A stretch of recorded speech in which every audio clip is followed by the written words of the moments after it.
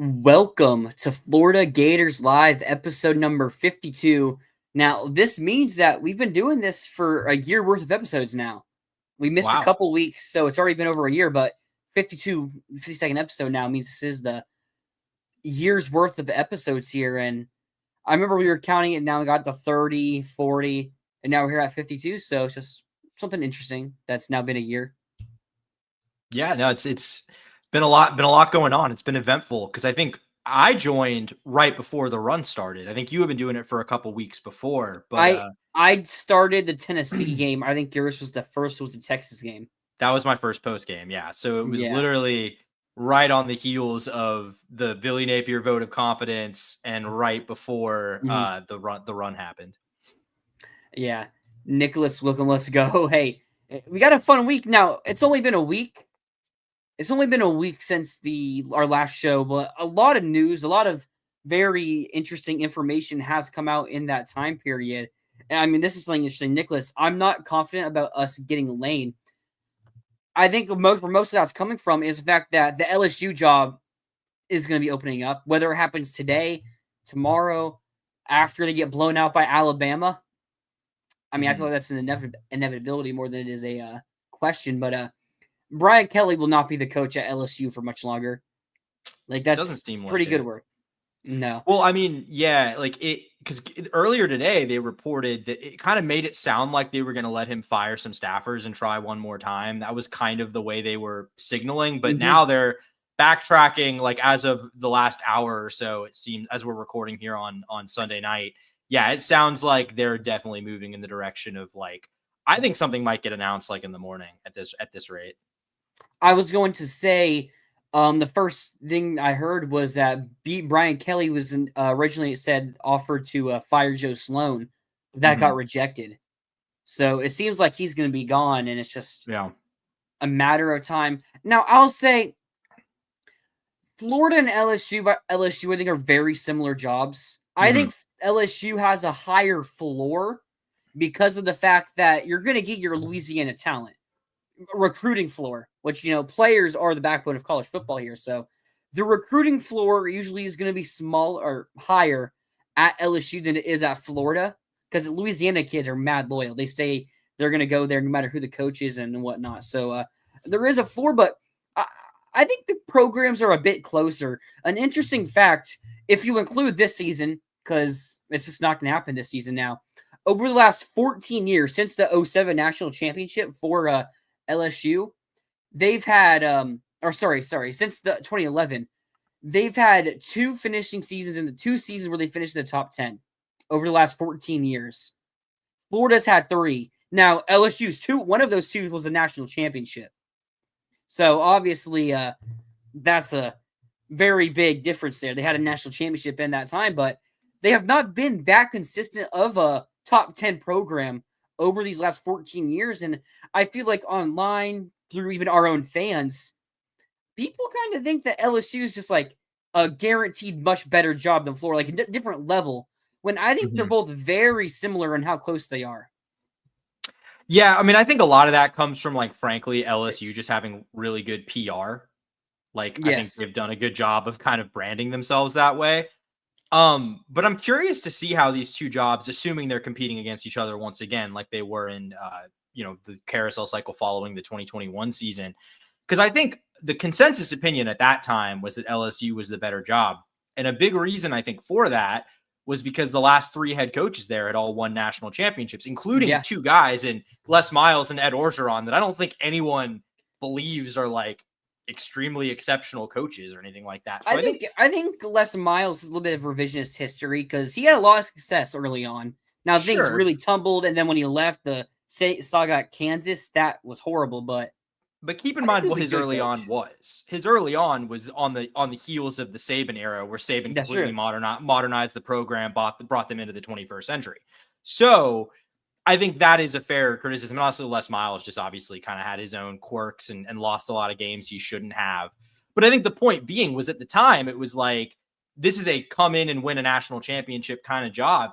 But after hiring a guy in Brian Kelly, who, I mean, winningest coach in Notre Dame history, about as accomplished a hire. He's the winningest active coach in college football.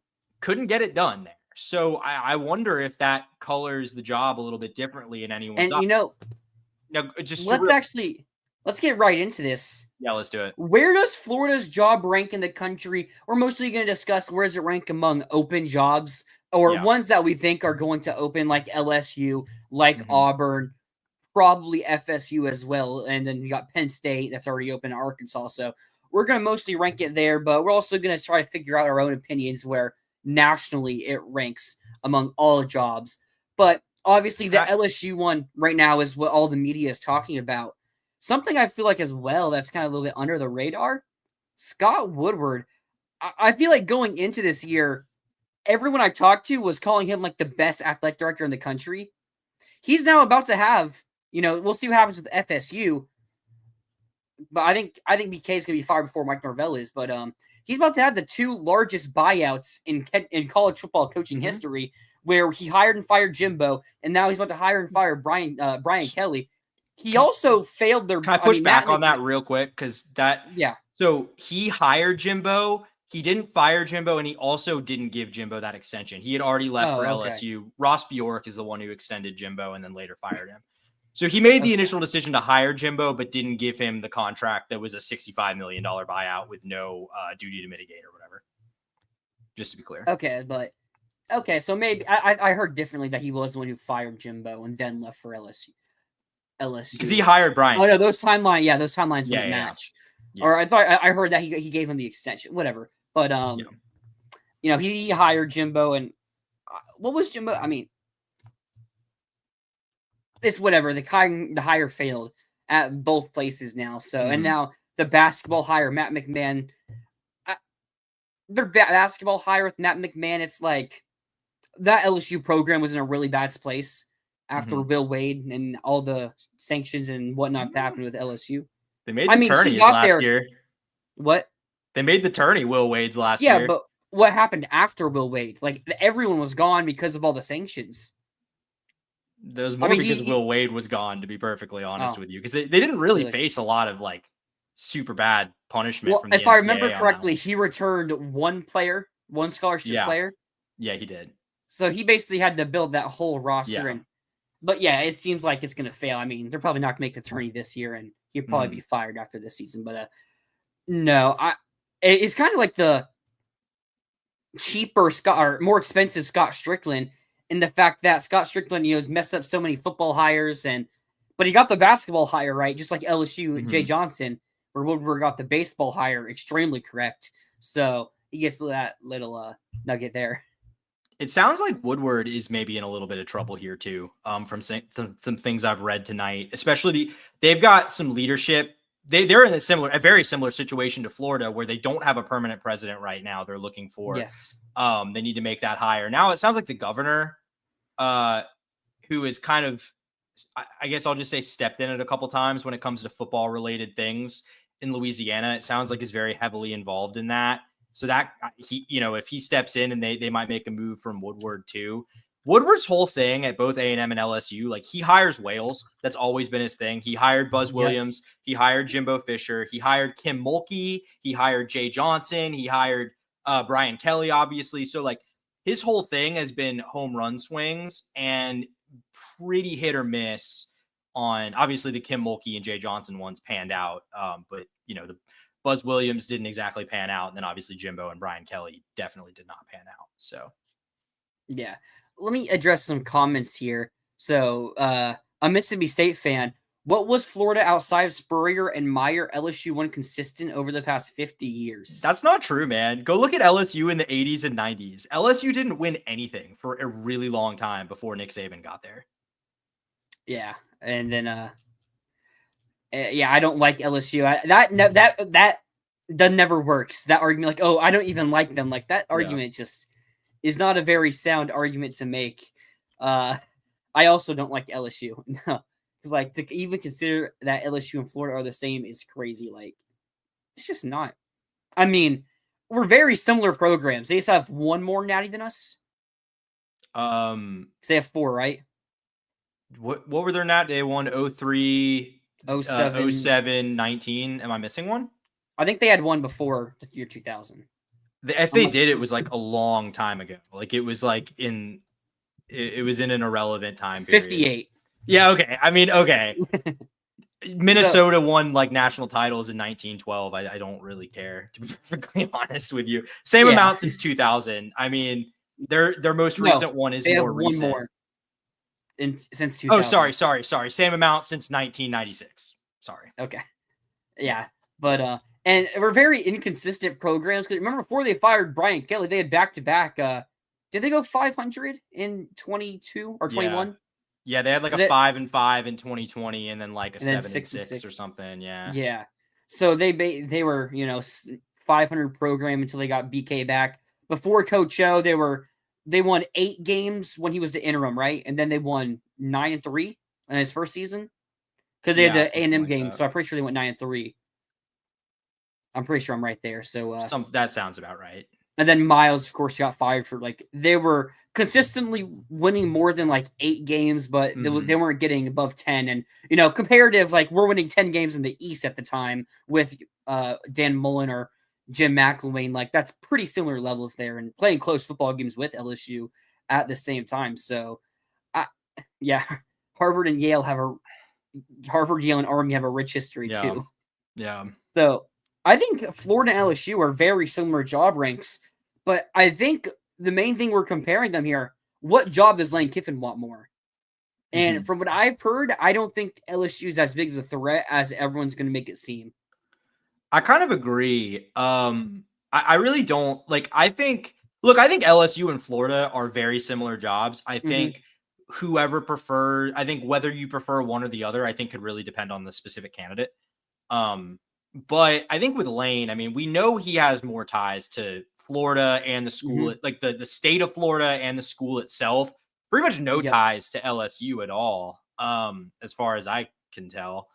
I mean, I really think the battle here is not LSU. I think the battle is, will he leave Ole Miss? I think if he's leaving Ole Miss, he'll leave for Florida. But I think it's very much a question whether he would do that. I also saw something I don't want to. I can't remember if it was On 3 or 247. I think it was one of their guys say something like there's some talk that LSU might reverse course and not try to give as big of a contract this time. And so it sounds like the roles might reverse, where they're going for the younger up and coming guy, and Florida's big game hunting this time is kind of. I've heard a bunch about Summerall. Yeah, I mean, that would make a ton of sense if that's the kind of hire. Because I mean, I think, to be frank, I think John Summerall is a very similar candidate to Billy, but I think, especially with the power of hindsight, checks a lot of boxes that I don't necessarily think Billy did. Yeah, I mean, from Louisiana as well, so he's gonna have great ties to the state. So, or coaching at Tulane. Yeah, I don't know if he's from Louisiana. He's a Kentucky guy. Kentucky, so it's still enough from close there, enough there. SEC territory. So, coached at Troy previously too, so he knows the whole Gulf area. Was he the one who beat them?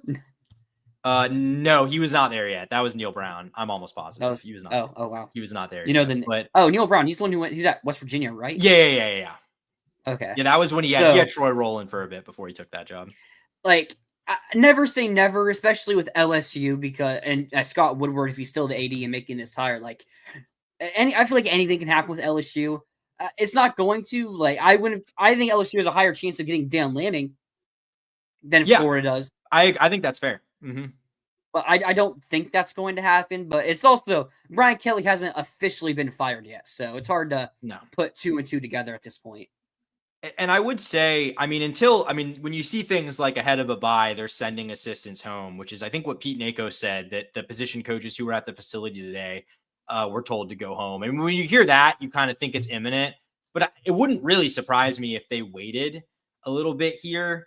I mean, it sounds like he has some duty to mitigate and offsetting language and stuff like that. So I don't know if the finances of that buyout are going to be prohibitive here. I kind of doubt they will be. But yeah, I mean, I'd say that looks like it's trending towards opening. I mean, to be honest, I think what would suck way more for Florida is if the Sark to the NFL stuff is true and you're competing in the market with Texas too. I think that would really just be the worst. I don't know if Lane would go to Texas. I mean, I didn't even really mean. to be honest, like the thing I think that's bad about LSU and or Texas opening is not really Lane. It's what happens if Lane says no. Because then if Lane says no, then you probably are competing with a similar pool of secondary candidates. You know what I mean? Yeah. Like then all of a sudden Drinkwitz and Brom and Clark Lee and Key, all these guys are in play at probably all of these jobs. So I don't think Brom is, but I get this. I get what you mean. I get what you mean. You know what I'm saying? Like it then becomes way more competitive for those second level candidates. Yeah, I don't think Texas opens because I mean they even came out and said that the NFL stuff was false. I don't think the NFL will take Sark for one. I'm not arguing with that.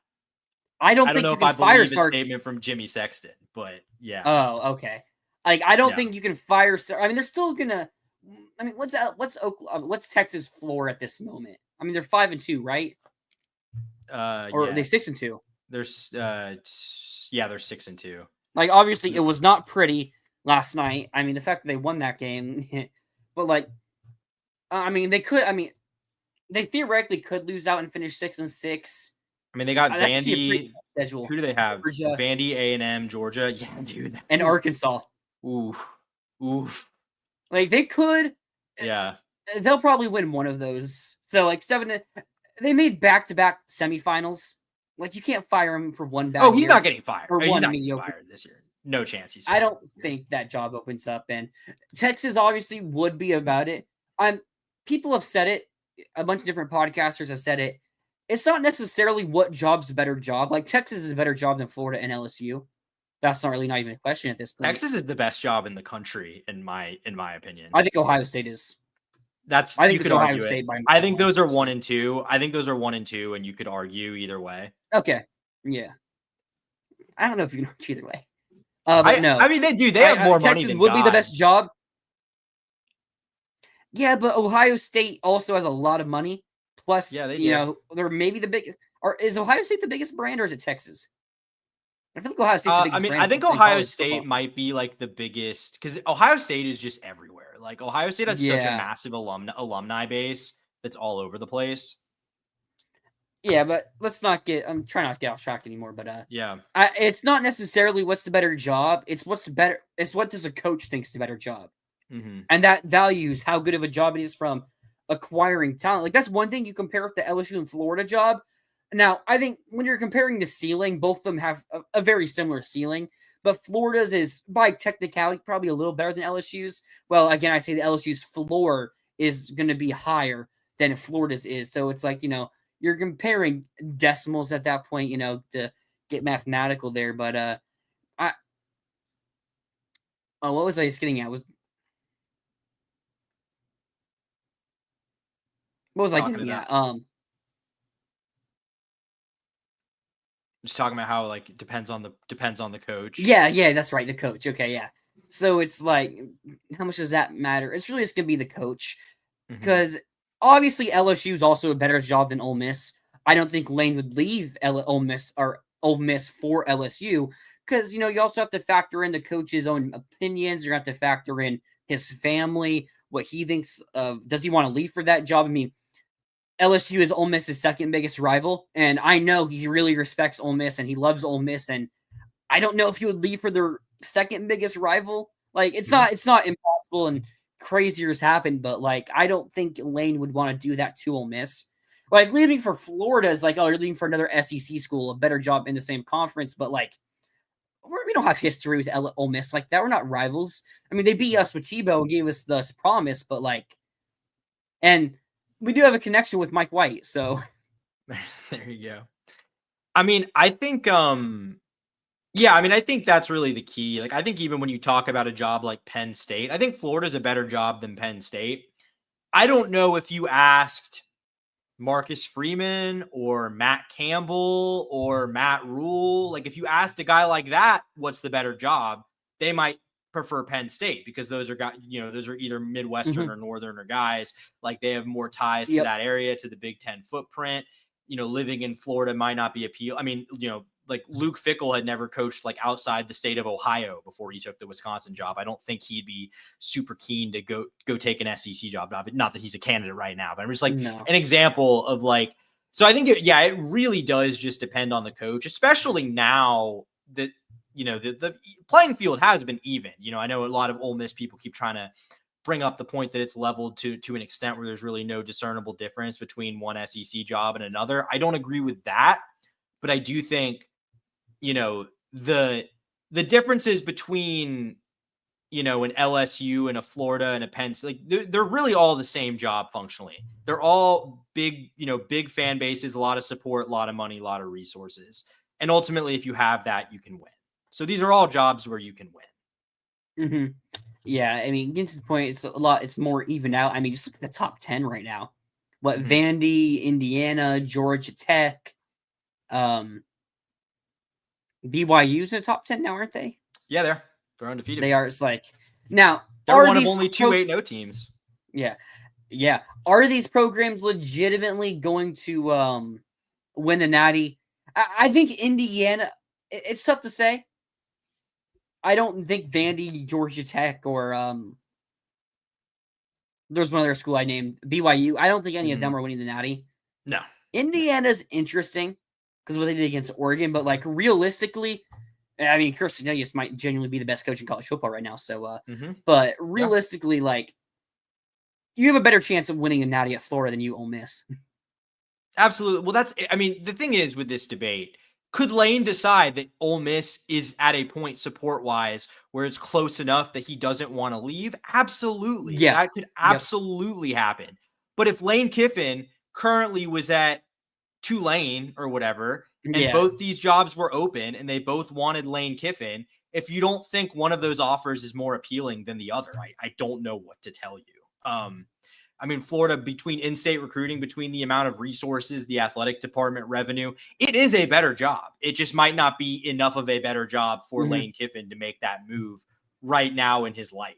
But even if Lane says no, like, don't get that twisted. Like, Florida will still go out and at least of the jobs currently open at this exact moment as we record, go be able to make what I think is the strongest pitch to any potential candidate it would want. Yeah, let's kind of wrap up what we're going to talk about here because we've got some interesting comments. If we're ranking the Florida job from the open jobs and include Auburn, LSU, not Texas, because I just don't think that's happening. What order would you rank them? All the open jobs, including the ones I mentioned, and maybe another if you have any. You're saying if LSU and Auburn open, is that what you said? Yes, and with Penn State and all the other jobs are currently open. And maybe there's one we're just forgetting that might open as well. Yeah, I mean, well, I think Auburn FSU. FSU, yeah. I'd say FSU is at the bottom of those ones we're all talking about. I would say right now. I think Auburn's a better job than FSU. I think Auburn is also pretty well below LSU, Florida, and Penn State. I think those three kind of stand out above the rest at this moment in time. I mean, Florida and LSU are the top two. Which one do I think is better? Like, I think they're about the same. I think I would understand the argument for LSU being better because their ceiling has been higher recently, more recently than Florida's, but I think it's a pretty negligible difference. So, are you saying? Wait, are you saying Florida is a better job? I that's kind of what I'm saying. Like, I'm saying I think you could probably pretty fairly argue that LSU is the slightly better job right now. I mean, again, it's just about like literally just in terms of results, who's proven more recently that you can get it done there. The answer is LSU. Yes, but I think there's advantages Florida has that LSU doesn't have too. So, I mean, this is a total cop-out answer, but I think it really just depends on like what you value. Because if you value recruiting base and just straight up, deep pockets, then it's Florida. I think if you value an administration that's more united and all in on winning, that's probably LSU. Okay. And I mean, I think you also might mention the fan base. What's Brian Kelly's overall record at LSU? 34 and 14. 34 and 14. Look what Billy Napier was 23 and 22, right? Until he got fired. 23 and 22. 22 and 23. Yeah, so I mean, now there's different scenarios. One was an up and comer you give a bit more time to, and one was supposed to be a proven, ready to go guy. But you probably have a little bit more leniency at Florida, and you could say that means Florida isn't as serious. I think there's a bunch of different things that go into that, but Florida's probably not as with LSU being more diehard. It's going to be quicker to give up on you, Yeah, or eat you alive. I Like mean, I'm that's what I'm ready trying to for get all at. the talk about how toxic that fan base is, firing a coach who has Oh, Brando won already 10 games. said So yeah. that.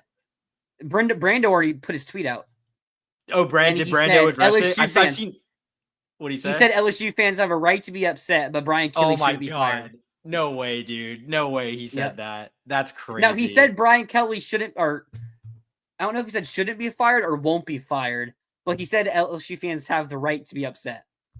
At least I'm pretty sure that's what he said. That's unbelievable, man. I mean, like this is actually absurd. Billy Napier is like I blocked him, so yeah. I mean, from like a expectations standpoint, program standpoint, Billy Napier is like maybe the worst hire in SEC history. I mean, you could probably say like Brian Harsin was worse and Chad Morris was worse, and there's like others you could name no. too. I mean, I don't think so. I mean, well, the point I'm making is like Billy at the Florida job where no one has been this bad. I mean, no one has left with a losing record in 80 years. I was thinking differently. I thought you meant like when I was thinking you meant like in hindsight, or like not including hindsight. Like when we hired him originally, he was a horrible hire. Not what he did over. Okay, sorry. That's no. I'm saying no. I wasn't saying like Billy like the least qualified SEC hire. I'm like just straight up. Probably pound for pound, given the expectations, the worst tenure an SEC coach has had in modern history. Yeah. Yeah, I mean, it's like with Chad Morris worse, yes, but yeah, Chad Morris is at a job where losing happens. Billy Napier has the worst record of any Florida coach in literally 80 years. 80 years. I mean, because that's also a point I was going to bring up when people were talking about the Florida, like, not necessarily being relevant in the past since our last natty. Like, Billy Napier is the first coach to not win 10 plus games at least once at Florida since before Spurrier, like in over 40 years. Yeah. Wow. That's crazy. And that was also when, I mean, keep in mind back then, it was 11 game season. So winning 10 games was going 10-1 until like 2006 or something like that. So that's pretty unbelievable. So, Dan, and I think people are going to look back at Dan Mullen and be like, oh, it was a bad hire. He was a failure, but Mullen was having great success until he quit. I mean, Mullen was in line to be the guy. Like Mullen was under absolutely no pressure going into 2021. Like Mullen was in a fantastic spot. No, I wouldn't say no pressure because he kept Todd Grantham. So we had a little bit of pressure. I mean, sure, but I also think you can just, I mean, that creates pressure, but I think you can also justify doing that when ultimately, in spite of everything, you were still 6 points away from going to the playoff, which that team was. So. Well, we wouldn't know because we lost the Mississippi Star. We were 6. If we had won the SEC, if we had beat Alabama winning, if we had gone 11-2 and won the SEC, I think that team was probably 9-2. Or whatever the COVID. I don't remember the COVID record. We had 2 losses and won the SEC and would have won the SEC. Okay, but here's the problem. A&M with 1 loss who beat us was also above us. I mean, I guess it's just like, do you think they were going to leave the SEC champion out of the playoff? I don't know. It's pointless to litigate this now. An SEC team was getting in. Like, yeah. Okay, this kind of is getting off topic here. Let's finish up this segment here. My last question. Where do you rank the Florida job in the country? I think it's... we already discussed Ohio State and Texas 1 and 2. I think it's solidly top 10. I think it's probably fringe top 5, but probably outside the top 5. But I think it's easily top 10. Okay. So let me put out some stuff here. I think 1 is Ohio State. I think it's clearly Ohio State. Now, Texas probably has a bit more money. Ohio State has a bigger brand. But Ohio State also has an easier path to the playoff than an SEC school will. Yeah, they do. So, I think it's Ohio State. I think it's really not that close. But then after Texas, I think you go Alabama. Yeah, probably. I think Alabama's like LSU in the fact that football is all they care about. Mm-hmm. and they have unlimited tradition of winning. They're gonna have money. Like there's like a better LSU kind of in my opinion. And they're because even LSU cares about baseball, cares about women's basketball, cares about softball and gymnastics. They're still spending NIL on those sports. Yeah, Bama. I mean, Bama's still they're good at those, but it's not. But they don't. Good. But baseball being good at Bama is not like a live or die thing. Like LSU fans legitimately would riot if their baseball program was mediocre. Whereas even I think Florida, even at Florida fans can and have lived with other programs not being great, but football is still king here in spite of the success in other sports. Florida's success in football and basketball even is kind of just on the fact that we're Florida. Like we're in the most talent, we're arguably the most talent rich state. And we're in the center of it. We're the main brand of Florida. We're not Florida State. We're not Miami. We're Florida. So it's like, and it's like, it's expected. So if a coach starts being more mediocre, like Kevin O'Sullivan, I mean, in the last 3 years, we've twice made it to at least the semifinals of the College World Series. Mm-hmm. Yeah, I know a lot of people who want Kevin O'Sullivan fired. Yeah. Now, there's other things with him. Obviously, what's going on right now where he just got, where he's taking a break, whatever it was. Yeah, leave of absence, yeah. But I know there's other stuff with I'm not going to get into on this show with him so that people don't like. But, there are people who legitimately want him fired, even though the success he's had here is good at 99% of places. And we're not that diehard about baseball, so. No. But then after Alabama, he was at 3. Where do you go after that? Like Georgia, maybe? Texas A&M? I mean, you got to put Georgia above right now. I don't know about A&M. I think Michigan you have to put above. I think Oregon you probably have to put above. Yeah, Michigan. I don't know if I put Michigan above. Dude, Michigan is loaded right now. They got as long as they've got the Oracle billionaire funding all their stuff. I think you got to put them up there. And they won a national title. 2 years ago. Okay. Oregon because you have all night they're above, and then I also think Georgia's interesting. From what I know, money wise, like Florida and Georgia are very similar. Mm-hmm. Like some that I know a lot of fans complain about, or they think we have lack of buy-in for the program.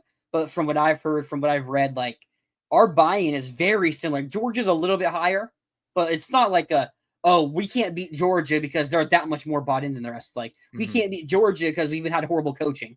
Yeah, it's not because of buy-in. Yeah, and I think to me, Georgia, like the caliber of job Georgia is very similar to like Alabama, the situation Alabama was in. Not the job itself, but like in terms of, Alabama, when Nick Saban got hired, was a good job, but it was like by no means at that point a consensus top 3 job. They fell off a bit. Yeah, they had fallen off a decent amount. Saban came in and doing what he did made it the job it is now. I think to a decent extent, that's what happened with Georgia. I mean, it is kind of insane. Even though Kirby Smart was a long coveted guy, like everyone had tried to hire him, they still hired a first-time head coach coordinator as their big hire to replace Mark Richt. So like they weren't ready to go out and just poach someone incredible. Like if Kirby were to go to the Falcons or whatever right now, they'd be positioned to, I think, make a much more splashy hire than Kirby was at the time, even though he was kind of the prodigal son. But yeah, so I think Kirby Auburn had the chance to fire Kirby a year earlier. Did they? And yeah, they did. I remember I was hearing about that. Auburn had a very good chance to hire Kirby, but they passed up. They had Malzahn. No, before they hired Malzahn, when they were going. They hired Malzahn in like 2012. That was 2013. Or whatever. So, but that was still like 3 years before Kirby got hired. But yeah, Kirby was also a candidate at South Carolina when they hired Muschamp. Like Kirby had come up for a lot of these jobs. Yeah. All right. And then, so Texas, Ohio State, Alabama, Georgia, Oregon. You're saying Michigan. I'm not so bought in. Because I think Ohio State's, I think the recruiting profile, like the money matters, but I also think location matters. I don't know. I personally haven't seen it. But with I'd probably put Florida above Michigan. I'd also slightly put LSU above us. I think I'd go. I probably would too. I mean, I just said they're Oregon, a little better. So I'd probably go LSU, then Florida, and then A&M, it's like they have the money. What's holding A&M back? It's the fact that they just haven't done it. I guess. I mean, also like they do have the money, but also that money hasn't yielded a roster that's like blue chip ratio wise significantly more talented than Florida's. I mean, Texas's roster way more talented than Florida. Yeah. Maybe not way more, but it's more talented than Florida's. Oregon's roster more talented than Florida's. Ohio State, etc. More Alabama more talented than Florida's. A&M's is like they're really. I mean, that's a great football team. Don't get me wrong; they might win the national championship, but like they're not like coming out and landing definitive top 5 classes. No. So I don't really know what to make of that because they got the Hayes money. Fawcett. Did you see what Hayes Fawcett posted last night? I don't think so. He posted that A&M is his pick to have the number 1 class in next year's recruiting cycle. Okay. I mean, we'll see. And if they do, which they've done before. And I think Elko is a great coach. If they do that again with him, they're probably going to win a national title at some point in these next 4 or 5 years. Yeah. So. Yeah, Elko. I remember in the preseason when we were talking about A&M, I think you agreed with me. I was talking about A&M and Mike Elko, and I thought Mike Elko, I think he's a tremendous coach. I think he's a phenomenal coach, but things just didn't feel right because the defense was kind of weird. And it's in the offseason, it's not like they went and got some studs to help fix it. They kind of just kept developing their guys. Got a couple transfers, like TJ Searcy and Tyler Onyedem. But it's not like they went out and got guys that are going to make a big difference, especially with replacing the guys they lost on the already defense that really fumbled at the end of the year. And I mentioned how it kind of just fell off. Well, it doesn't feel off anymore. And now I think Elko's a great coach. Things don't feel off. They have the money. They have the location. Like, oh man, A&M's going to be a scary place for the Mike Elko tenure. And I'll just say to bring it back to Florida, like if Florida hired, I mean, you got to remember what A&M's search looked like. They tried to hire Mark Stoops. That fell through because it got leaked to the public and then kind of collapsed from that point on. They turned to Elko as their second choice. And I mean, Elko had won like 8 or 9 games at Duke. But I mean, like, look, that's a hire. If Florida made a hire like that, we would all be like, what is going on here? Scott has lost control. I loved Elko at Duke. No, but I'm not Elko the person, but I'm saying like he's got probably doesn't have as good a resume as like Brent Key has. So the point I'm just making is I would just say that as a caution to people who are like, it's Lane or bust, all these other candidates suck. We don't know who's going to be good when they get that leap, that access to more resources. There's a lot of projection going on. Strickland said it himself. There's projection going on with Lane.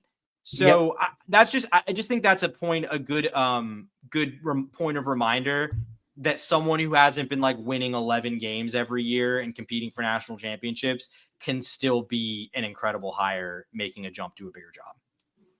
Yeah, we'll move on from there. We both probably put Florida around the 6 or 7-ish range there in the job market. So I wasn't meaning to do that, but that's kind of where we came to with it. So yeah, have fun with that. But no, we think Florida, and I know the buy-in's there right now, which could even boost our job up. We just have to see it. I mean, I think we're in a great place, and there's some comments here. Let's just get this real quick. If I get a female elephant, I will name it Dabo. Okay. Because if I get a male elephant, I'm naming it Jimbo. Because Dabo or Jimbo are the recommendations. God. No, but let me get through some comments here.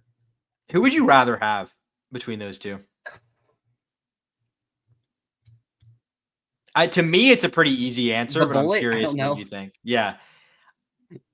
I think you have to say Dabo. I was going to say Dabo. Yeah. Oh, here are the questions. Or here are the comments here. I hope Billy Gonzalez wins every game for the rest of the year. He's our coach for the next 10 years, and we win the next 4 national championships. So if I remember correctly, it was Graham Hall who posted an article on Tuesday saying if Billy G wins out, should he be the next head coach? Or saying he should be, or whatever it was. I don't remember exactly word for word. My comment here was going to be, if this happens and Lane says no, for whatever reason Lane says no, and your next options are Drink, Key. I don't think it's Brom. I've heard Lashley's a no-go. So those are options. I'd say Lincoln Riley is also a sneaky option people haven't really even heard about. So if those are your options, or Billy G, who just won out, what do you think? What does win out mean? What does win out mean? Does win out mean go 8-4?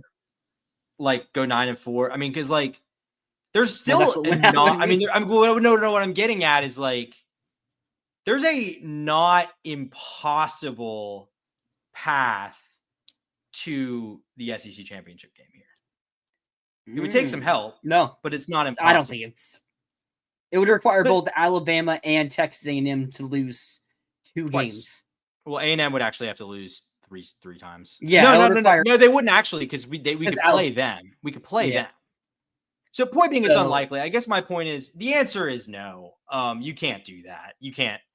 Even if you went out with this schedule, there's not a game left on this schedule against a team that's so good that it would make me think you have to give Billy G this job. I think the one thing that would maybe confuse people is beating Georgia, because I think people are still gonna have the mind of this is the national title level Georgia, at least the more casual fan. I know we both know this is not the same Georgia as old. Well, it's like, even if we come to find out that Billy G is actually this like just savant game day coach, like he's awesome, he gets the guys fired up, he makes all the right decisions. That's only a piece of the puzzle. I mean, it's obviously a piece that we were missing under the previous head coach, but that doesn't tell us anything about how Billy G, who's an older guy, has been around for a while, how he would handle new roster management, all that stuff philosophical. I mean, there are just so many unanswered questions. It's a hire you can't risk getting wrong. I think that would be a great case to maybe keep Billy G on the staff as like an associate head coach or something like that. But I don't think you can give him that job, even if they win out all these games. No. Another thing here, Coach O, if we don't get Lane. I've heard it's possible that Lane's our Coach O is our D-line coach if we hire Lane. I think he's getting a head gig. I think he'll be a head coach somewhere next year. Maybe at a lower level. Yeah, I mean, I think like Oregon State. I think he'd be a candidate at Oregon State. I think he's put himself out there as a candidate for Oregon State. Well, I think he would take UCLA. He would be. I know he also said he would take a head coach or a D-line coach. I know he said that in his interview. Yeah, he did. But I'm saying there's just going to be so many open jobs this year that I have a feeling, and not like such a stellar list of candidates, I have a feeling someone's going to take a swing on Coach O. I'd be willing to bet that. Yeah, that's maybe. Go Gators. I think you better get ready to learn Franklin a little bit because, I think something else. Okay, you can go ahead. I think this real quick. Yeah, I've heard Brom is a 9-to-5 coach. He's not going to recruit. That's a pretty. I've heard that really consistently, so I don't expect it to be Brom. And then, we can go back to this. I was going to say, I mean, look, if Lane says no, you're going to be hearing a lot of the word Franklin. I think that's fair to say. I agree, although I don't. I'm not saying he's the number 2. I'm not saying he's the number 2. But, I mean, if it's not him, it's probably Drinkwitz, if we're being realistic. Like, if Lane says no, it's probably Drinkwitz. So, I kind of go back and forth which of those 2 I would prefer. I think there's arguments to be made in favor of each. But I don't think either are super inspiring. So, like, I don't know. It's like, obviously, you can't be like, what if things were different? But I think, how would you have felt about the idea of a Franklin hire if I asked you this question in July? I would have been on board, probably. But, hey, we're going to take a quick ad break. We'll be back, and we're going to actually talk about some more football stuff, our new offense. I know we said that Russ Callaway was going to call plays, but then Billy G comes out and says that Ryan O'Hara will be calling plays, but Russ Callaway is going to be next to him in the booth. So I think that's an interesting little dynamic there. But hey, we'll be back right after this break. College football is even more exciting when you've got some action on the line, and the games are even better when you're cashing in. And the Voice of College Football is the place to be to get the greatest value. Start with my picks. 75% against the money line, 58% against the spread, and I've got a 40-plus year track record. 11-0 in the college football playoff for me last year against the money line, 8-3 against the spread. And I'm just the warm-up act. Steve Merrill of Wager Talk is our ace in the hole, show stopper. 7 years with the voice of college football, over 30 years in the industry. Steve gives us analysis on all the big games, but you can't miss Steve's weekly under-the-radar pick. 28-12 against the spread the last 3 years. You also get picks from some of our top analysts here at the Voice of College Football, including Corey Bratta, Matt Zemek, and Steve Dace. Check out those numbers. Become a YouTube or Patreon member for just $99 per month. Go to the main channel on YouTube, click join, and then select a betting tier. Do the same thing on Patreon. Make 2025 a winner now. Hey, so Tyler had to step out for a second, but going to address some comments here. First of all, go Gators. I'm a little curious who you, because you say, please don't say the word Drinkwitz again. You said that about Franklin, but then you also said you're not on the Kiffin bandwagon. So like, I'm curious who you'd like at that point. Because if you don't want Kiffin, you don't want Franklin, you don't want Drinkwitz. Where we go from there? He wants an ad break as her head coach. Yeah, go hire ad breaks. I mean, look, someone is going to take this job. Someone will be the next head coach of Florida football. And if Lane Kiffin says no, the program will continue on and we'll make a hire that's not Lane Kiffin.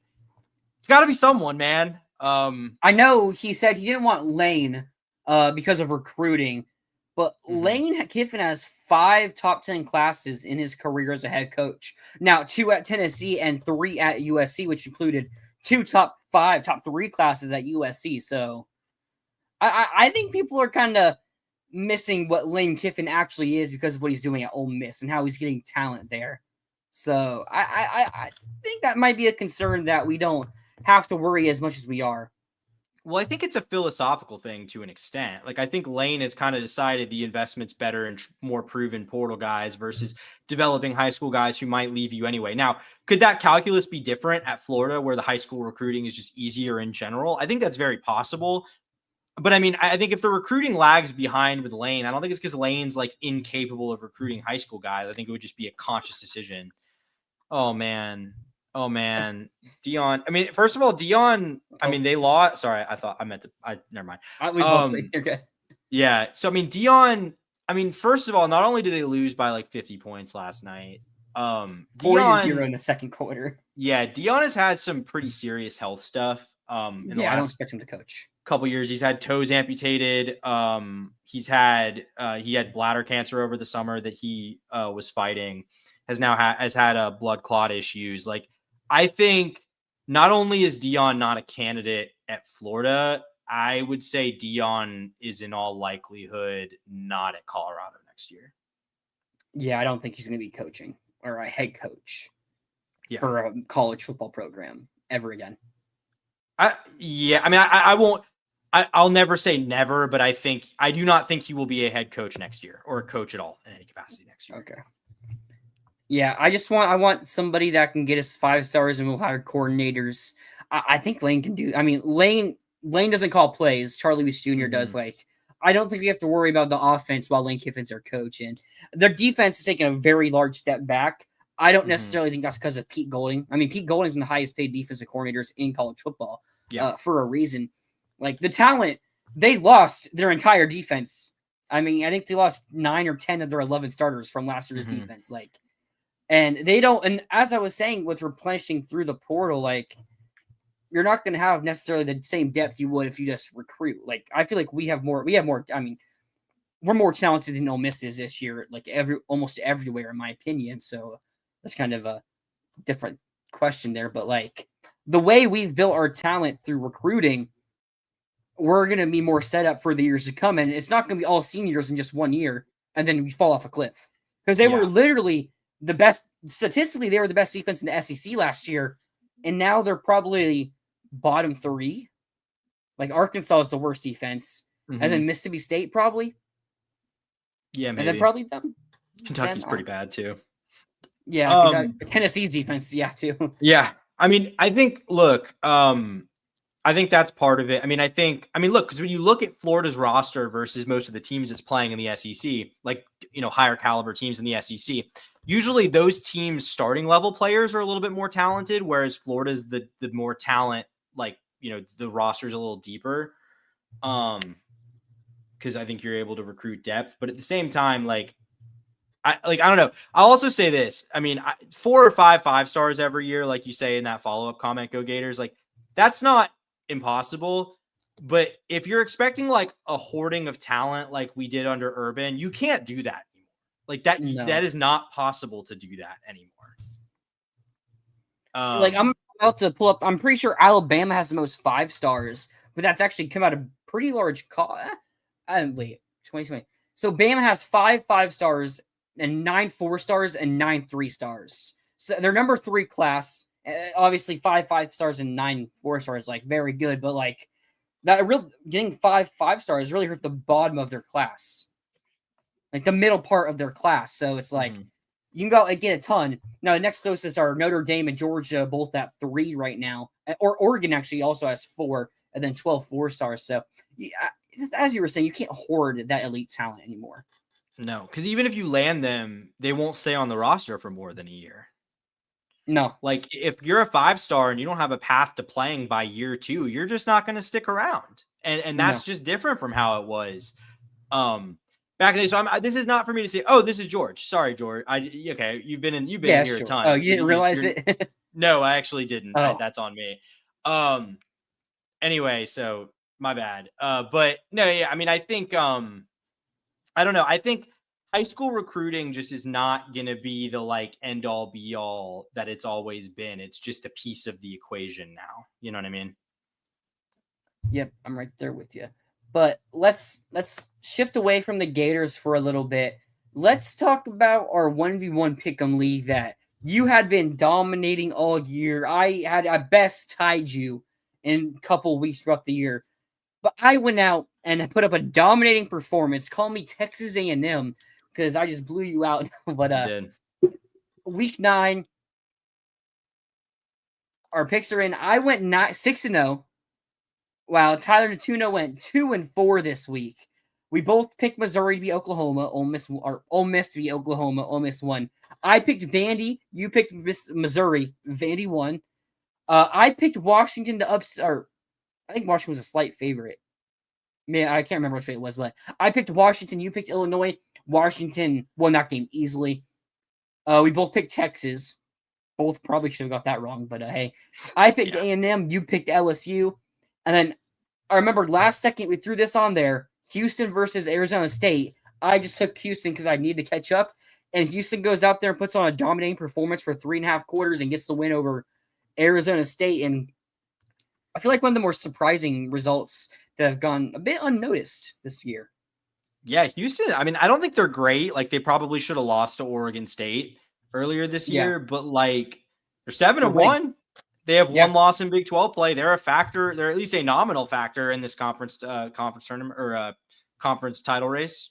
And they're 7-1 in a year that was supposed to be the transition year before they get their 5-star QB, Keyshawn Henderson. Yeah. Oh, wait. I just read this comment. I've submitted a proposal to Saudi Arabia to sponsor our stadium and football team for $40 million a year. Hey.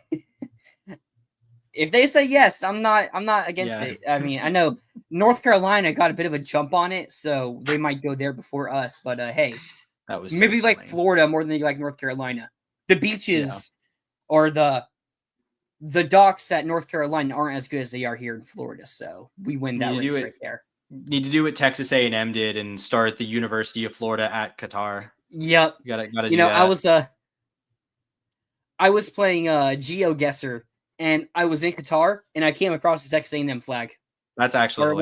One of the signs. That is hilarious. That is the funniest way to get GeoGuessr right, because you're like in a Middle Eastern country, and it's like, in what Middle Eastern country would there be a Texas A&M flag?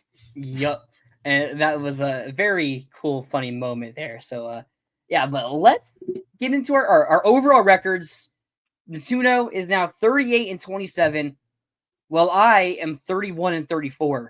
Still a 7-game difference, but we got 5 weeks 6 weeks if you include conference championships. So let's make the no, it's 5 weeks including conference championships, isn't it? We have 5 games left. So yeah, yes. 5 games. There's 14 weeks of the regular season though, I'm pretty sure. And we're going into week 10, so 10, 11, 12. So yeah, so 5 weeks left. Yes, 5 weeks left. Yep, so I'm 31 and 34, and Atuno's 38 and 27. I got to be +7 over these 5 weeks. So I need 1.25 plus per week there to 1.4, 1.3 to get the comeback win on you. And if it's a tie, go into Army Navy. We'll do that, but very unlikely.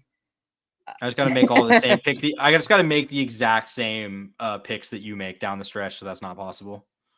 Yeah, that's how you do it there. That's just box you out. Tell Elon we can call it Steve Spurrier X Field for $100 mil per year. No, but let's get into our picks here. No good games throughout the week. Don't think I want to pick North Carolina, Syracuse. I mean, North Carolina's played better football over the past. Yeah, they actually have. They've just lost in the most brutal possible fashion 2 weeks in a row now.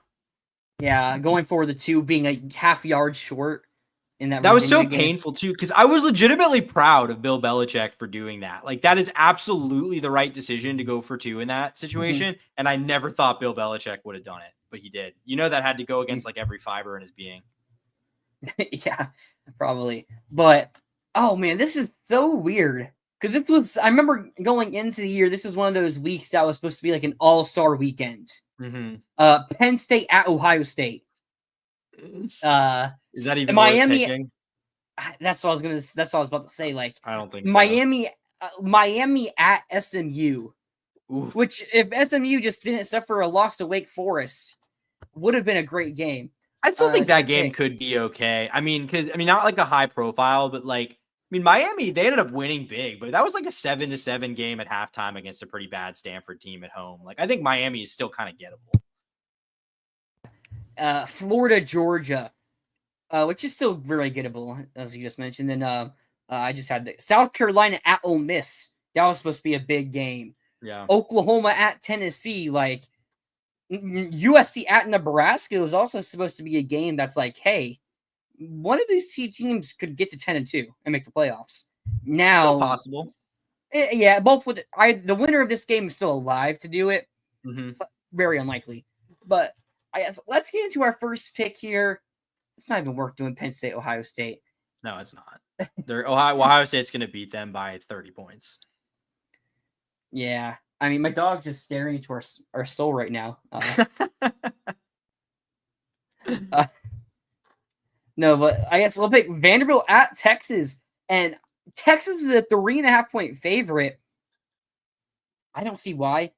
I understand how. I understand why, I guess, a little bit. But, because the talent for Texas is still there.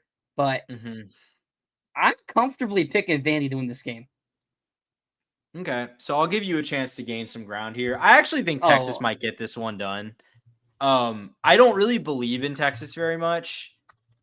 But I think, I don't know. I think they're good enough in some way. I remain kind of unconvinced about Vandy. I'm not trying to rain on their parade. They're fun. They're awesome. The fact you got a hater here.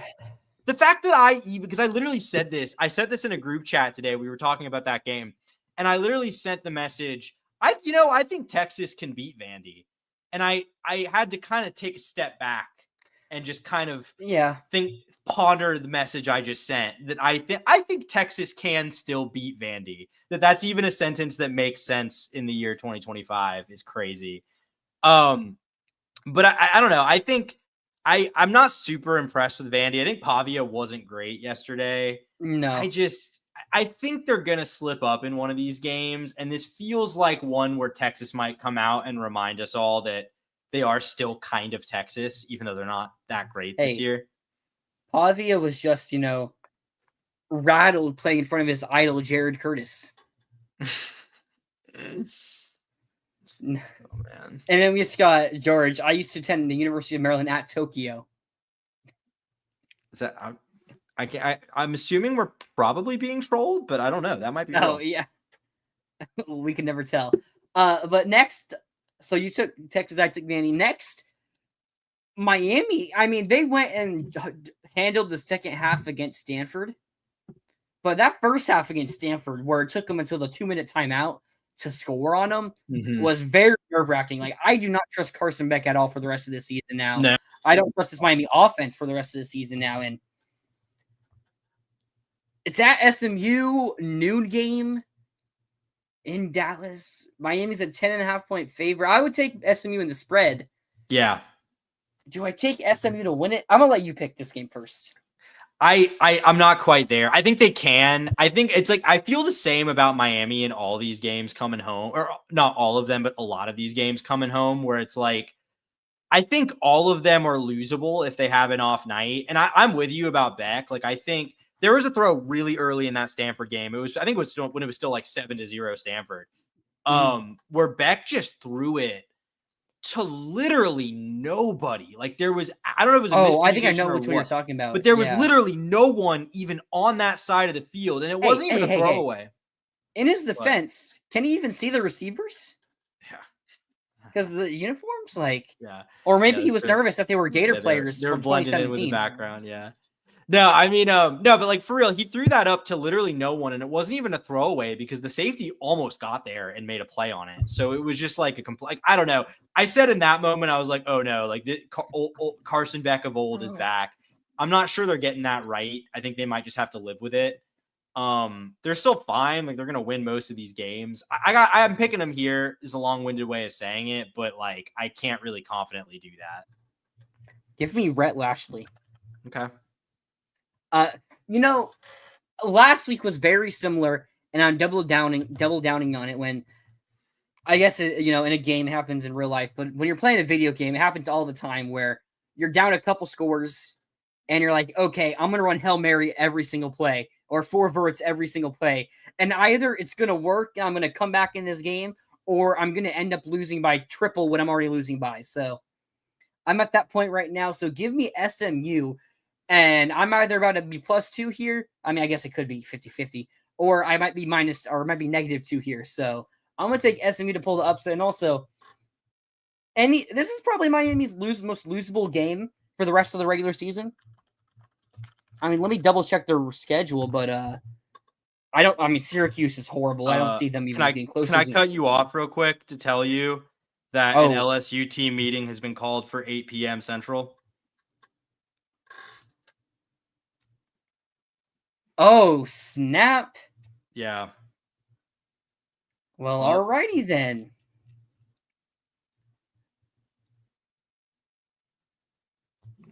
So that's happening. Lashley the next head coach at the University of LSU?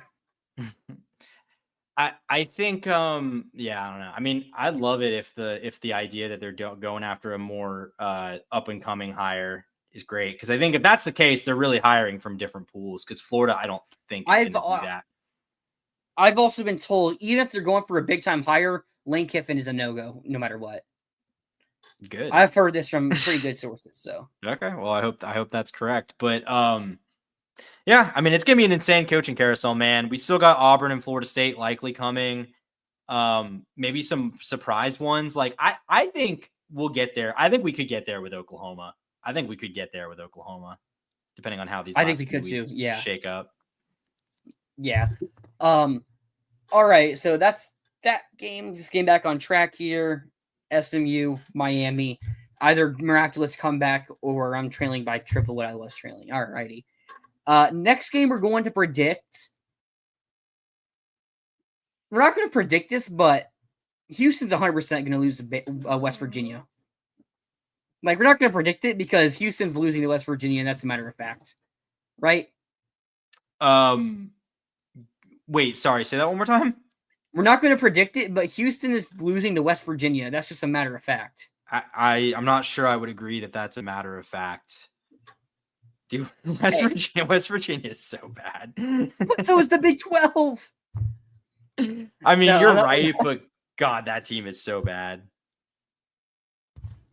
I think my dog gave me some crazy for that prediction. I'm about to become Curb Herbstreit. No. Next game we're actually going to predict here.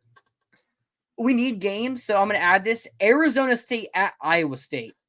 Both teams coming off losses. Arizona State's a worse one than Iowa State. I mean, BYU just continues to win, so who can blame Iowa State for losing that game there? But yeah, Sam Levitt's hurt. I don't know if that's a long-term thing, if that was just a end-of-game thing because he was hurt or whatnot, but I doesn't bode well either way. I just don't trust Arizona State. No.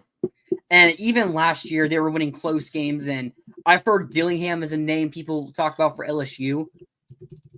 I don't know if that's going to happen, but maybe that's something to keep an eye on because we're doing these predictions Sunday night. So there's still 6 days until this game is played, and anything could happen between now and then regarding the LSU coaching rumors, search rumors. So I don't think Campbell's leaving no matter what. No. I'm going to take Iowa State. I feel like Iowa State is kind of like a safe, but like Iowa State just isn't that good, safe pick. Mm-hmm. Like I think at full power, Arizona State's better, but I also just don't trust Arizona State, and there's just a lot going on there. So I'm going to go Iowa State. I agree. I don't think Arizona State offensively, especially, I mean, if Levitt's not playing, that just makes things really tough, but they don't have a ton there. They run the ball all right. Jordan Tyson's a great player, but it's just not great. Yeah, and he's hurt. So like, yeah, there's not a lot to love about that. And then I think Iowa State has sort of figured out the offensive side of things a little bit. They were not great earlier in the year. They're playing better recently. They've kind of just lost in shootout fashion to like Cincinnati and BYU. But yeah, I'll go Iowa State here. I was on the Coach Coop last night during the first half of the Miami game. The Miami fans were going crazy. They hate Mario more than we can't stand Billy. And then we just got, can you imagine if the internet took away your name and instead of saying Tyler, it said some blank? I'm living that.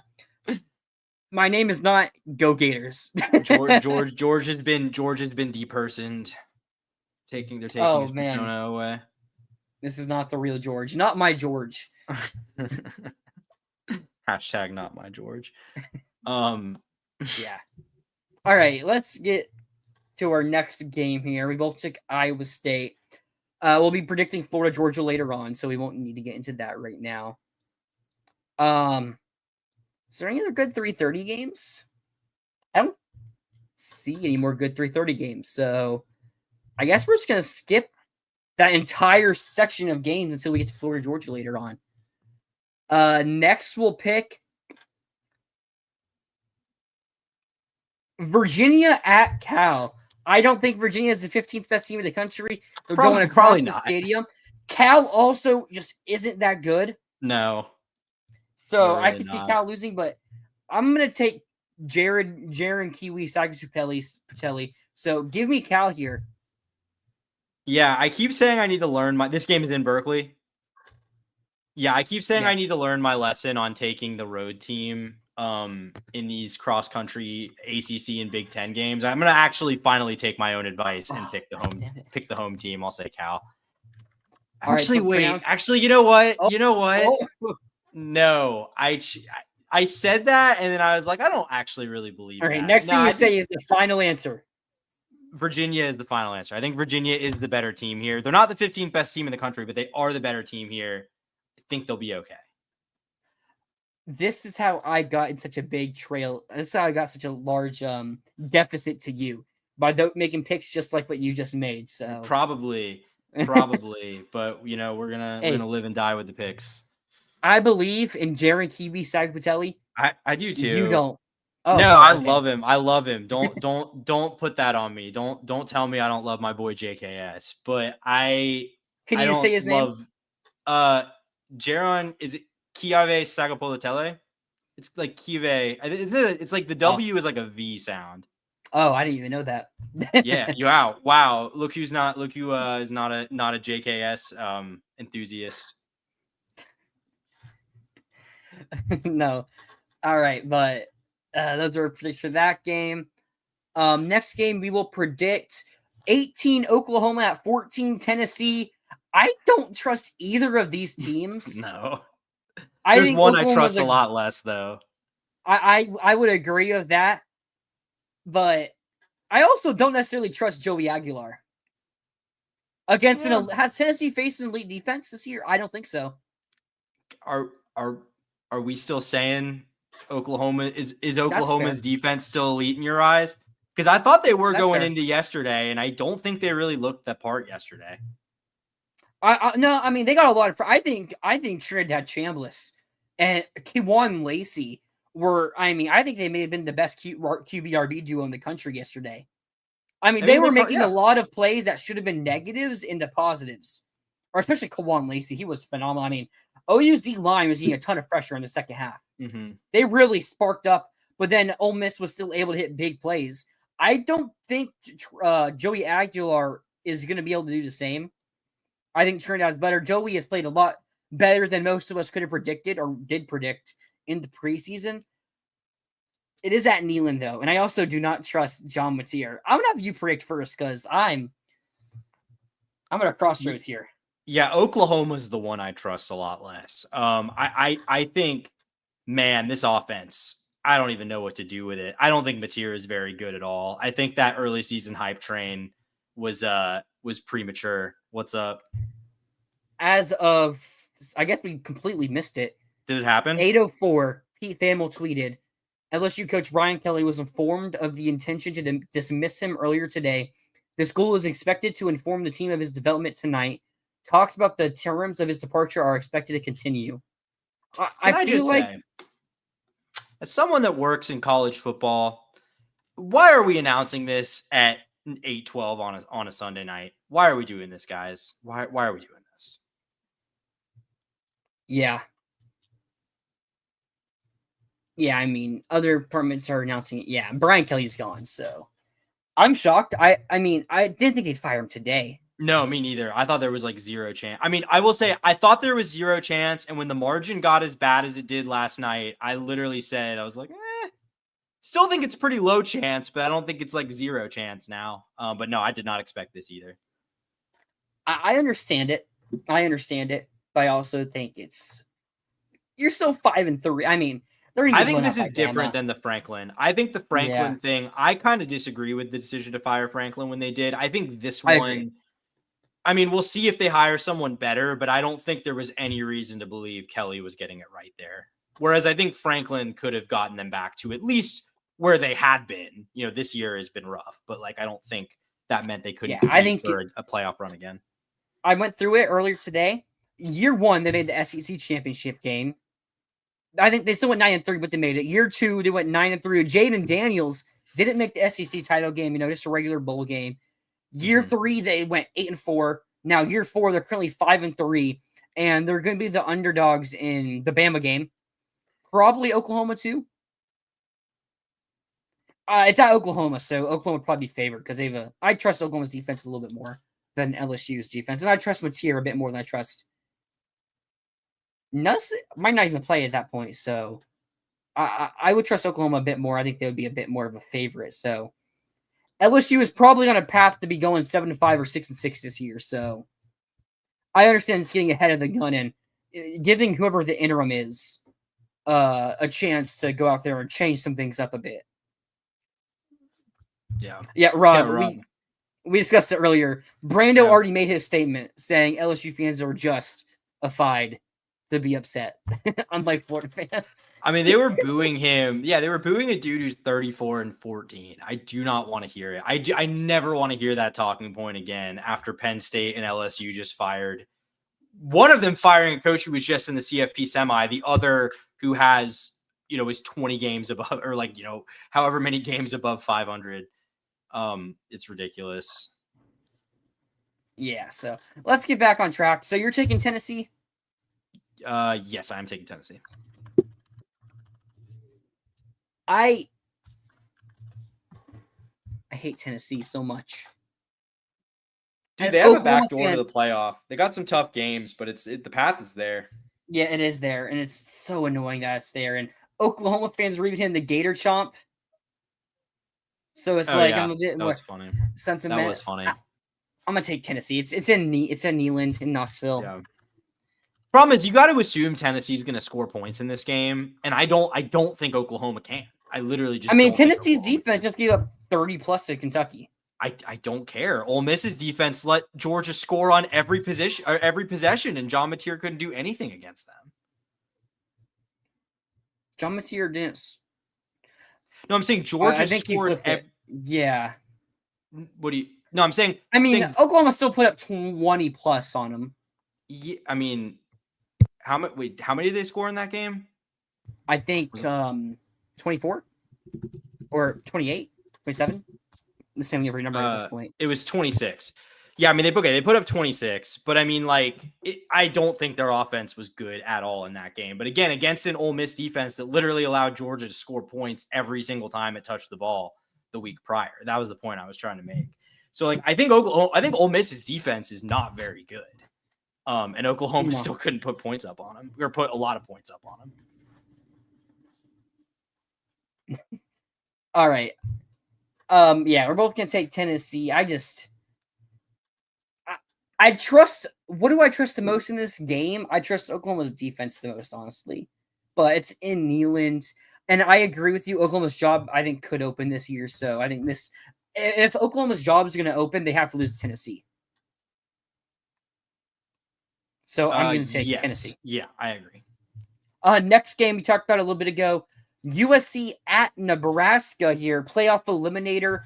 What are the rest of their schedules? USC, they have Northwestern Iowa at Oregon at UCLA.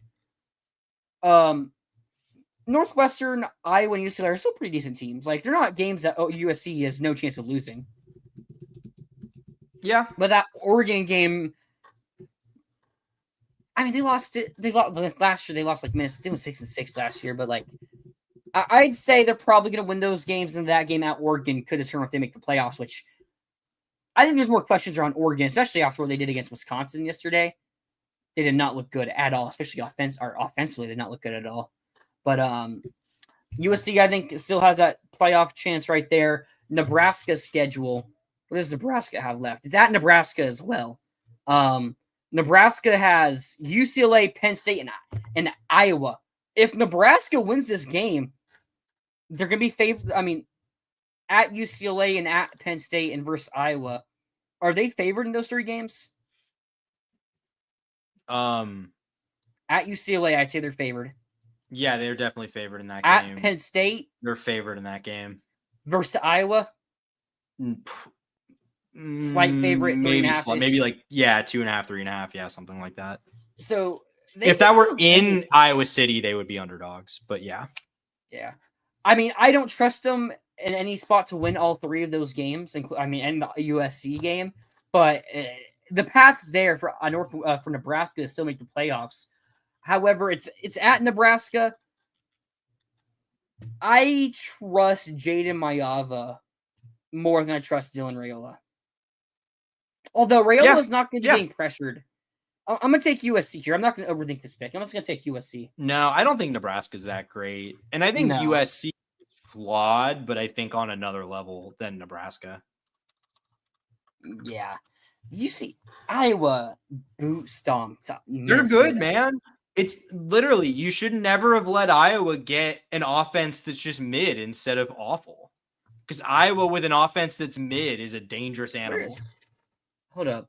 I know they have 2 losses. What does Iowa's schedule for the rest of the way look like? I think they have a shot. They still have Oregon. Oregon's the big one they still have, but it's at home. Okay, yeah, they play Oregon. I think they have a bye week and then play Oregon. Or they play Oregon this week. I think it's a bye. They play Oregon at home, though, I think. Oh, yep. And then at USC versus Michigan State and at Nebraska. Iowa's best win is that Minnesota game. Is it? Yeah, I mean, unless you want to say versus Penn State with whoever they're I might be willing to say that. By 1 point at home. I don't know. We'll see what Penn State looks like the rest of the way. Yeah, I guess, but I still wouldn't. I mean, they lost to Iowa State. I mean, they had a close game against Indiana, so it's like. I just think Minnesota was a pretty fake 5-2 or whatever they were going into yesterday. All right, yeah, but we're both taking USC in this game. And then I think there's one more game left. Yeah, we're not doing Kentucky Auburn. Oh, Wake Forest at Florida State. We got to do this game too. This You is saw Wake won yesterday. They did. They upset SMU. Can they do it back-to-back weeks? I would say probably not, but I think FSU's like in a collapse right now. Like I think they're just in a straight up free fall. I'm gonna take Wake Forest. I'm just gonna take it. Yeah, I am too. I gotta let that dog out again. She's go for it. You're fine. We'll address some. I'll address some of George's comments here. I just don't understand why they hired Kelly in the first place. Yeah, I mean, that was kind of a weird hire, George. Like, I think from a fit perspective, that one never really made a lot of sense for LSU. But I think you kind of have to put yourself in the shoes of where they were at the time. Like, they fired Ed Orgeron, and they really wanted to make they're in kind of a similar position to what Florida is in now, kind of like I was saying earlier. Like, they really feel like they had to get that one. They really felt like they had to get that one right and make a really splashy hire. They wanted Lincoln. It didn't work out with Lincoln. So I think they pivoted to the next most accomplished, gettable guy that was on the market, which we didn't know until they hired him, but that was Brian Kelly. But yeah, I mean, I think from a fit standpoint, it was always a little weird, hiring a dude who had primarily coached in the Midwest, a dude who was from Boston for a job that's, I guess, I don't know. I think there's just a very unique culture at LSU and a very kind of particular type of candidate that they are looking for. Tired Dan Mullen back, never say no to him again. And that is the sad part about everything play out. Is I think if Dan had a crystal ball and could see the future of where college sports were going, I'm not sure he would have become checked out the way that he did, because I think if Dan had known recruiting is going to be less of a relationships and groundwork game and more of a, hey, here's what we can offer you. If another school can top this, let us know, and we'll try to match that.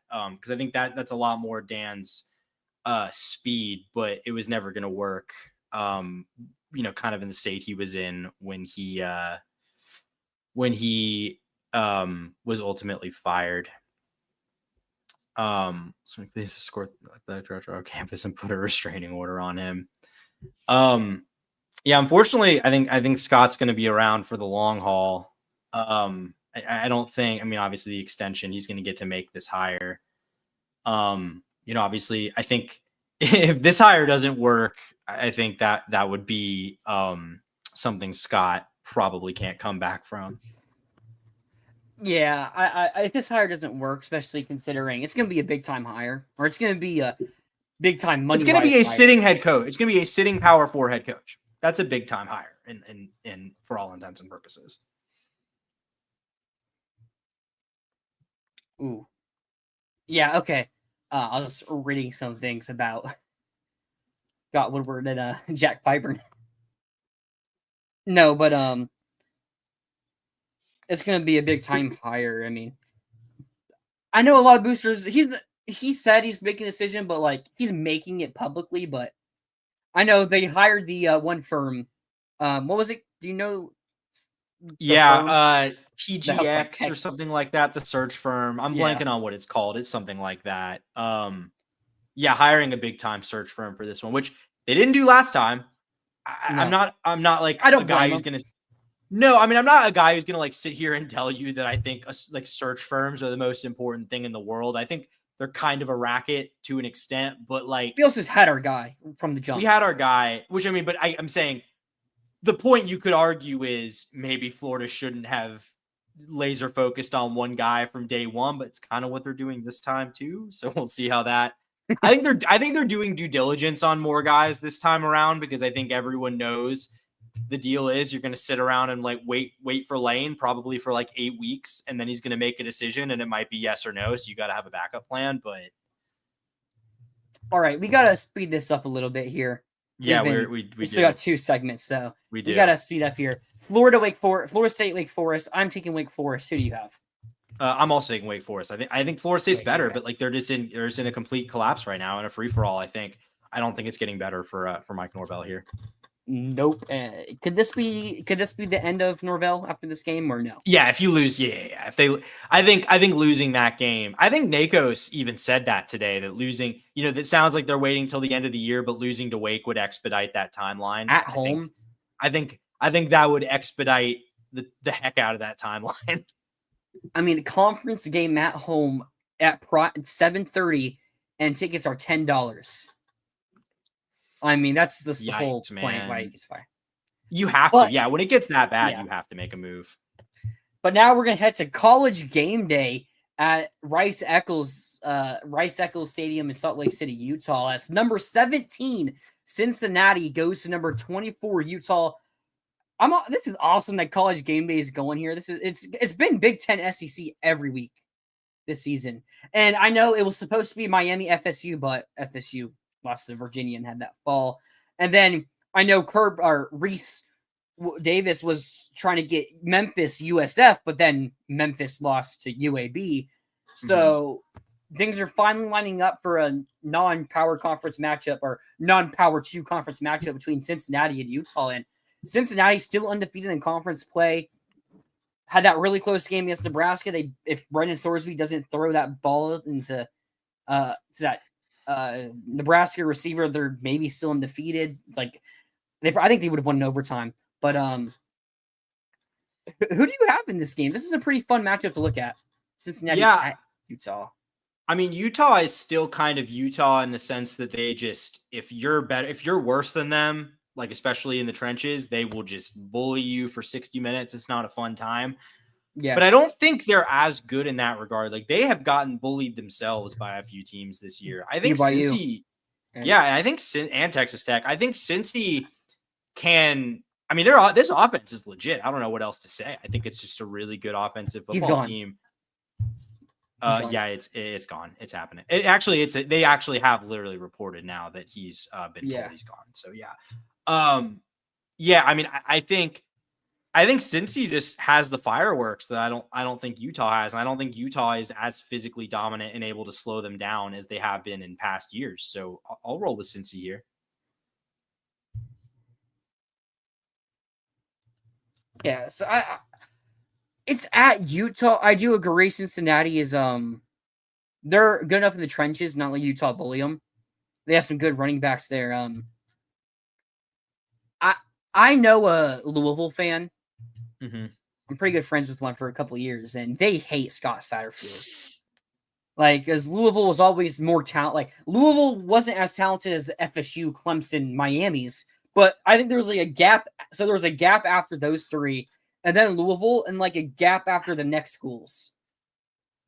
And they would pick off one of those top schools, and then, maybe some schools that were equal to them in a specific year, they lose or play close games with, and then they lose to one they're worse than. And they just got Cincinnati's now got who they beat a couple weeks ago that jumped them into top 25. Iowa State, right? Yeah, Iowa State. Yeah, so they got the big win. They're continuing to win. I've seen this play out for Scott Satterfield, and it's a road game at Rice Eccles. I mean, big time matchup for Utah. If they lose this game, they're out of the Big 12 title race, out of the playoff hunt. I think Utah wins this game. I trust. Okay. Why do you guys forget Utah's coach's name? Kyle Whittingham. I knew it was a K. I was like, yeah. I know I trust Kyle Whittingham more than I trust Scott Satterfield, so I'm gonna take Utah here. Okay. So you took Cincy, I took Utah. I also think Cincinnati's pass offense. I like Sorsby, but I don't think it's consistent enough. And I think Utah could just run sellout, and it could really get them in a jumble there. So I'm going to take Utah there. That's fair. We still got 2 segments to go here. These kind of combined a bit here, so yeah, it won't be as bad. But it was announced on Monday at the interview press conference with Billy Gonzalez that Ryan O'Hara will be calling plays. We both expect it to be Russ Callaway, and I don't think it's not Russ Callaway, because Callaway's going to be up in the press box with O'Hara. Now, O'Hara's going to be one who's communicating the plays and calling them, but I wouldn't be surprised if Callaway's like, all right, hey, I have a cool place here, let's run these, or however it goes up there in those type of conversations. But it's going to be O'Hara calling the plays, and that kind of surprised us a bit. What was your initial reaction to when Gonzalez made that statement? I mean, I think my initial reaction, which probably wasn't a fair one, like a fair to Russ Callaway, but it was like, I mean, my initial take was like, did Billy bring in this guy as an OC knowing he can't call plays and that there was no risk of him like losing his, like getting forced to promote him? I don't know. Because like I think that was really surprising. We both expected that it would be Russ Callaway, like you said. I mean, Russ Callaway is the OC on your staff. You've given him a couple at least nominal promotions over the last couple years. I think that was weird. I mean, it does seem like kind of like what you said, that Russ is going to still kind of be the primary game planner, kind of handle a lot of that aspect of it, whereas it'll be O'Hara kind of pulling the trigger in terms of calling the plays. But I mean, it's interesting for sure. I mean, look, I think I'm willing to trust Billy Gonzalez on this one. He's been a part of successful staffs here in the past. He's not like a Billy disciple, unlike a lot of people on this staff. So I think Billy G kind of has an impartial opinion on this staff and who's, what the strengths and weaknesses are and all that. But it's definitely interesting. I think you're muted, Tyler. I was, of course. Billy G has came out and said that they want to spread the ball out more, get their guys, playmakers in open space with the ball. And I love to hear that because we have so many talented wide receivers, and there's going to be a bit of pushback with, is DJ Lagway good enough for QB? I think he is. I don't think he's as the Heisman Trophy contender that we thought he could be. But I still think he's gotten better since the beginning. I think he's gotten tremendously better since the beginning of the season and threw 2 picks for Mississippi State, right? Yes. No touchdowns, 2 picks, if I remember correctly, right? Yeah, but he also still had a good game against Texas, and, he had some solid performance against A&M as well. And, I mean, that A&M pass rush, Cassius Havel, been elite this year. Yeah. So I think he's played better, and I think this is a really good storm for the offense because defenses are going to be much lighter to end this year here. So I think they're going to be able to drop back a bit more, let the playmakers do what they do, hand the ball off the ball. And we can't say what it's going to look like because we've never seen O'Hara call plays. The last time Ryan O'Hara was calling plays was Alabama State, and his team averaged 23 points per game. Now, I pulled the numbers on that, actually. Because, is that the talent? Is that him as a play caller? I can't tell you. Do you have any insight on that? Yeah, well, I pulled the numbers. It was, I think it was Alabama A&M, but same difference. I think it was, first of all, it was really run heavy. They had very bad quarterback play. Quarterbacks were completing like 45% of their passes, more interceptions than touchdowns. So I think it's really, this is a kind of anticlimactic, but I don't really have a lot of insight because I think it's really hard to glean anything from what you're doing with that level of talent when the quarterback play is just not there at all. And you have to kind of be entirely one-dimensional, which is what they were for 2 years. And then he and the staff he was on got fired after 2 years. So do with that as you will. Yeah, I mean, it's going to be nice having that comfortability for Lagway with Ryan O'Hara being in the headset. Callaway, I've also heard, there's always been rumblings about it that, Callaway called plays here. I know he has called some plays, and he was apparently given a chance at points and times, and it just never went well. So maybe that's also went into into Billy Gonzalez's decision making of having Ryan O'Hara calling the plays, or maybe it's like the way that Russ Callaway sets a game plan and just wants him to fully focus on that. Mm-hmm. I mean, our first drives have been really good. Most of the year. I mean, USF is a drop touchdown in the first drive that led to a field goal. And then LSU, we kicked a field goal because we drove down the field and kicked a field goal, if I remember correctly. Miami we don't talk about. And then Texas was a 7-minute long touchdown drive. That was perfection. A&M was like a 4-minute touchdown drive. That was perfection. And then Mississippi State was a touchdown drive as well, right? On the first drive? Wait, sorry. Which game are you talking about? Mississippi State. Yeah, I think so. No, it was a field goal. 7:30. Okay. Why was So it the a last field goal 3 drop? games, Because we had Florida two has- drop touchdowns. That's right. Yeah, the last 3 games, Florida's really started off hot offensively. Mm-hmm. Yeah, so it's like maybe it's really like Russ Callaway game planning, and I know it was said. I don't know if this was confirmed or not that Billy Napier was so busy with other things he didn't even take part in the game planning and just called plays. I don't know how true that is. If that's true, then that's just absolutely wild, and that's this complete negligent point from Billy Napier, showing a negligence in his tenure here. So I assume we're not going to have something like that happening here. I assume Ryan O'Hara is part of the game planning for this the end of the year here. So I think the question here, I think the question here about how will our offense look really comes down to one thing. And are the players still trying? Have the players given up now that Billy's fired?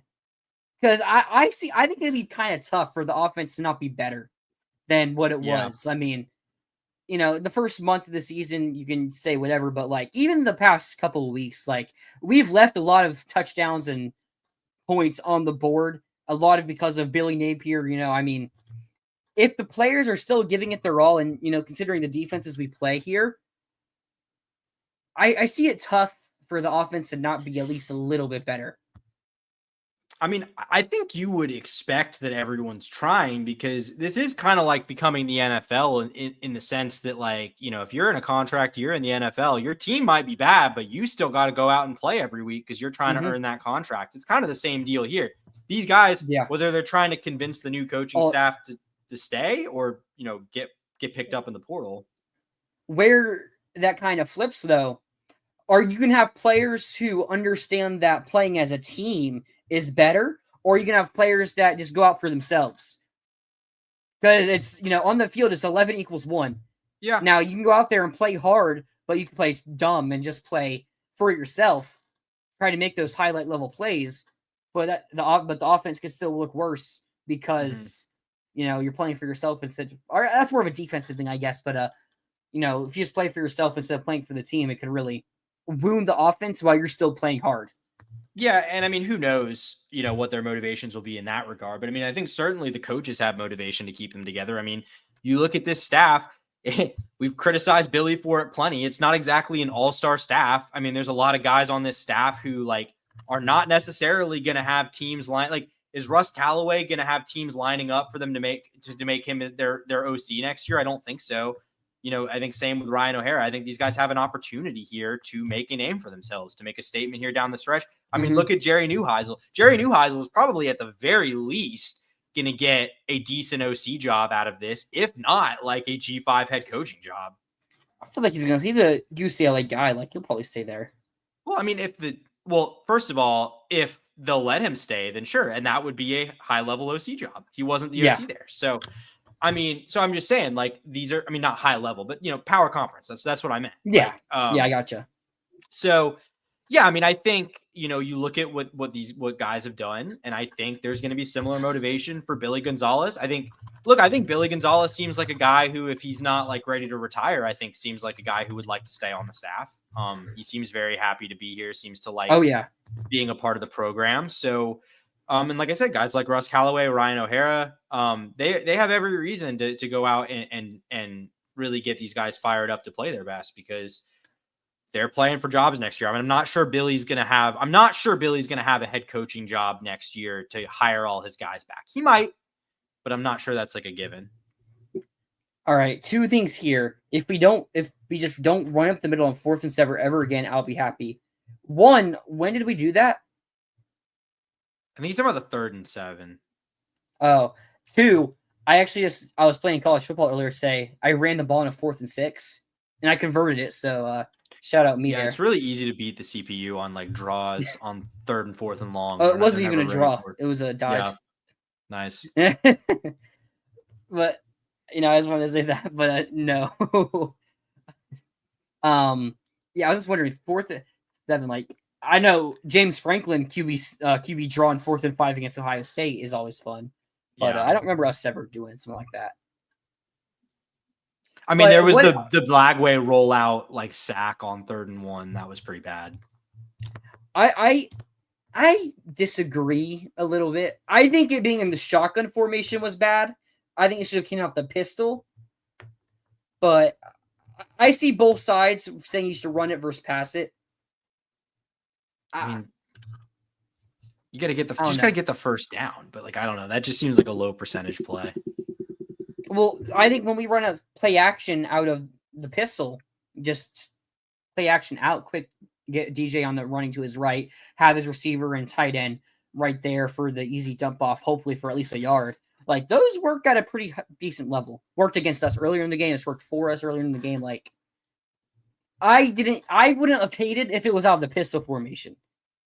Being out shotgun where the QB is going to be in a different, because when it's out the pistol, Lagway's facing the direction he's running. When it's out the shotgun, he has to fully turn his body. Yeah. And it's going to be more awkward. So that's where I think the shotgun being play call will be a bit more confusing to me, but no. What's one thing that you want to see us do in this offense that we haven't done enough under Billy Napier? Spread it out. 4-5 wide. Spread it out. Like that. This is what DJ wants to do. I'm not saying we don't do it at all, but we have not done it as much as we should be. I think 5 wide is a big I don't think 5 wide is as glorious as people think it is. I mean, it's rarely ran. Like, we run it like a couple times a game, and that's like the same as everyone else, basically. Mm-hmm. But go 4 wide, have 4 receivers out there. Yeah. I think that would be very just cool let 12 personnel in general, please. Oh, yeah, our tight end. That's what I was going to say. No more 12 personnel. Don't have 2 tight ends out there. Hansen can be on the field. He's fine. He's a solid player. He's a average level SEC tight end. Yeah. So I'm fine with just him being out there, or, he needs a break. Maybe put Amir Jackson out there for a couple plays. Maybe for especially pass plays. He hasn't proven to be a big downfield threat, but like, we know what Jackson was supposed to be coming out of high school. Like, he's more likely to break out doing that than like Tony Livingston is at this point. Mm-hmm. So yeah, put more receivers out there. So, and less tight ends, just less tight ends. That's all I'm going to say. I kind of want to address what George is saying here, that there's a lot of messages here, but basically the DJ, I know you're joking, George, but I think there is a little bit of truth here in the sense that, like, if I'm Ryan O'Hara, I am going to DJ Lagway and being like, DJ, what concepts are you comfortable with? Where do you feel like you are at your best? What are formations and concepts where you know what's going to happen, where you feel comfortable making those throws and reading the field? Like, absolutely dumb this offense down. I mean, like, seriously, dumb this offense down as much as possible. Simplify it. Run what DJ was running in high school and comfortable with to the best extent you can with the personnel that you have. Like, make things as easy on DJ as humanly possible is how I would approach these last 5 games or whatever, however many it is. And get a little bit more on that point. Lagway does audibles, mm-hmm. Which, you can be like, oh, if he's making the audibles, Billy shouldn't let him. Like, sometimes he makes the wrong reads or whatever happens there. But Lagway does call plays, it's a little bit, audibling at the line. Like, what what numbers do you see on the defense? Where is the advantage? Yeah. And I've watched the Gators football podcast break it down a little bit, and Lowry's made some bad reads based on the numbers. Mm-hmm. Like, there's screen passes. Like pre-snap reads, you're saying? Yes, pre-snap. Mm-hmm. Where he switches it to a screenplay, and it's like, oh, okay, maybe you have 2-on-2 or 3-on-2 on that side. You switch it. When we have 3-on-4 or 2-on-3, like, where they have the advantage in numbers on a screenplay, which is never to do a screenplay when they have the advantage. So maybe you try to get Lagway to do less of that. But no, I think the offense is going to be interesting to look at here for the rest of the season. And what's new, what's not. And maybe we just learn what this team really can be. Mm-hmm. I mean, I know everyone's been pulling out that Ryan O'Hara was apparently the play caller for the orange team or whatever, whichever side it was Yes, that had it was. Harrison Bailey throwing 43 passes and Dallas going for 200 yards in the spring game. Mm-hmm. So to whatever extent you want to take something away from that, it seems like given the opportunity to call plays in the limited capacity he had here, he wanted to air the ball out. So we'll see if that translates to Saturday. But I mean, this Georgia defense will give up some plays, as we'll get into when we actually preview the game. So especially when the refs allow offensive pass interference. Yeah, and that is a direct shot at Tennessee. No. Oh man. No, but what am I looking at here? I guarantee you, in the process of a game, DJ knows if it should be run, pass, or pass. Yeah. Well, if you read the follow-up, he's saying like DJ knows when the games are where Florida should just be feeding Jaden Baugh versus the games where he's going to have to make some plays, which I mean, maybe I'm going to be honest right now. I wouldn't put a ton of stock in DJ Lagway's feel for the game at this exact moment, because I don't think it's in an incredible spot, but you know, hold up. What? Guess who's today's birthday? Wasn't it yesterday? I know. Yeah, because I literally. No, you're gonna. This is funny. Up yesterday. Yeah. Country music artist Brian Kelly for Florida Georgia Line is today's birthday. That's hilarious, because yesterday was actual Brian Kelly's birthday. Yeah, for LSU. Yeah. Yeah. Okay, so that's pretty funny there that they're born back-to-back days. Mm-hmm. But hey, LSU ought to give him a nice birthday present. Yeah. Well, apparently it's all offset, so it's like he doesn't get a lump sum as far as I can tell. Oh. Yeah. Darn, he's gonna have to get his $53 million. Yeah, I know. He's only gonna get it in increments of $10 million every year, unfortunately. Yeah, unfortunate for him. No, but let's get into it. Florida versus Georgia preview, the world's largest outdoor cocktail party. This has been the game I've looked forward to the most every year since 2014, since I've been watching this.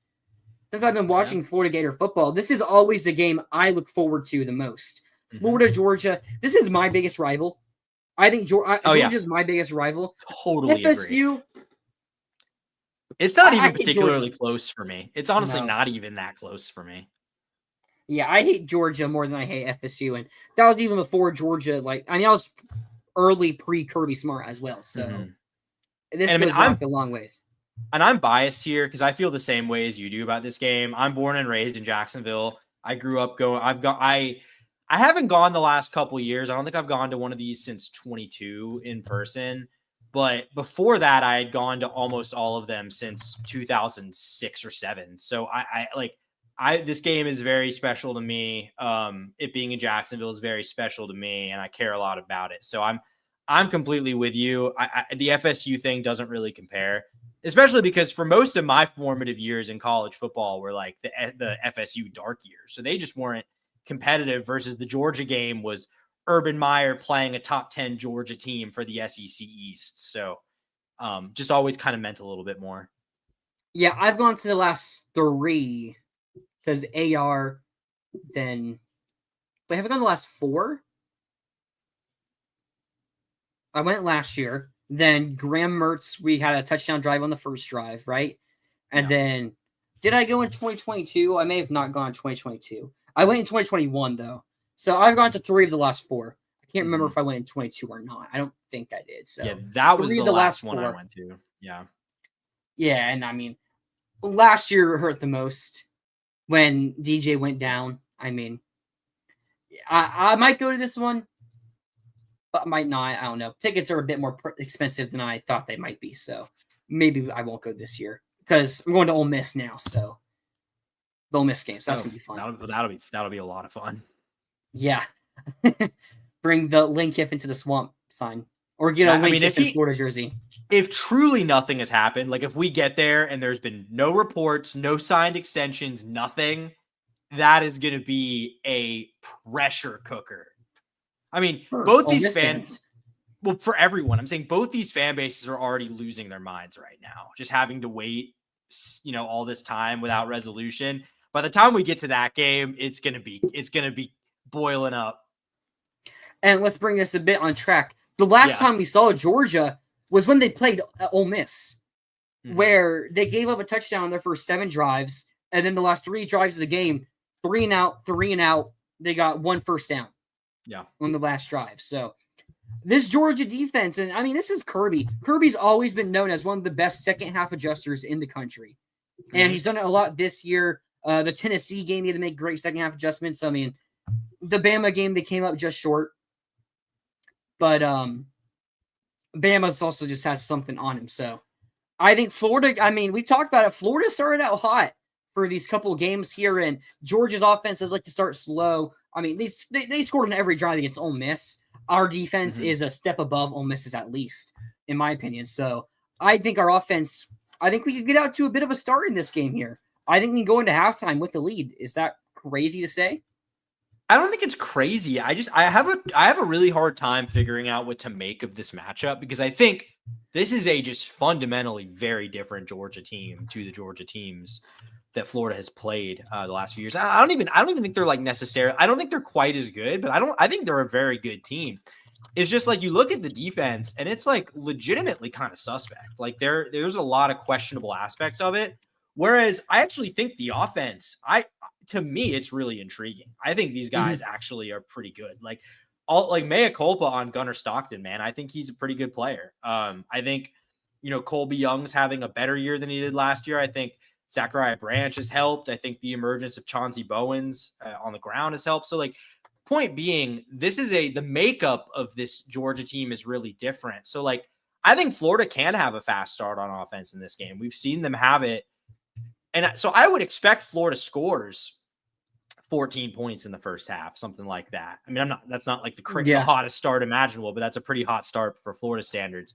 My question is, can they shut down this Georgia offense from the jump? Because I think Georgia can punish you with, I think they are explosive in ways they haven't necessarily been, and can do some damage there.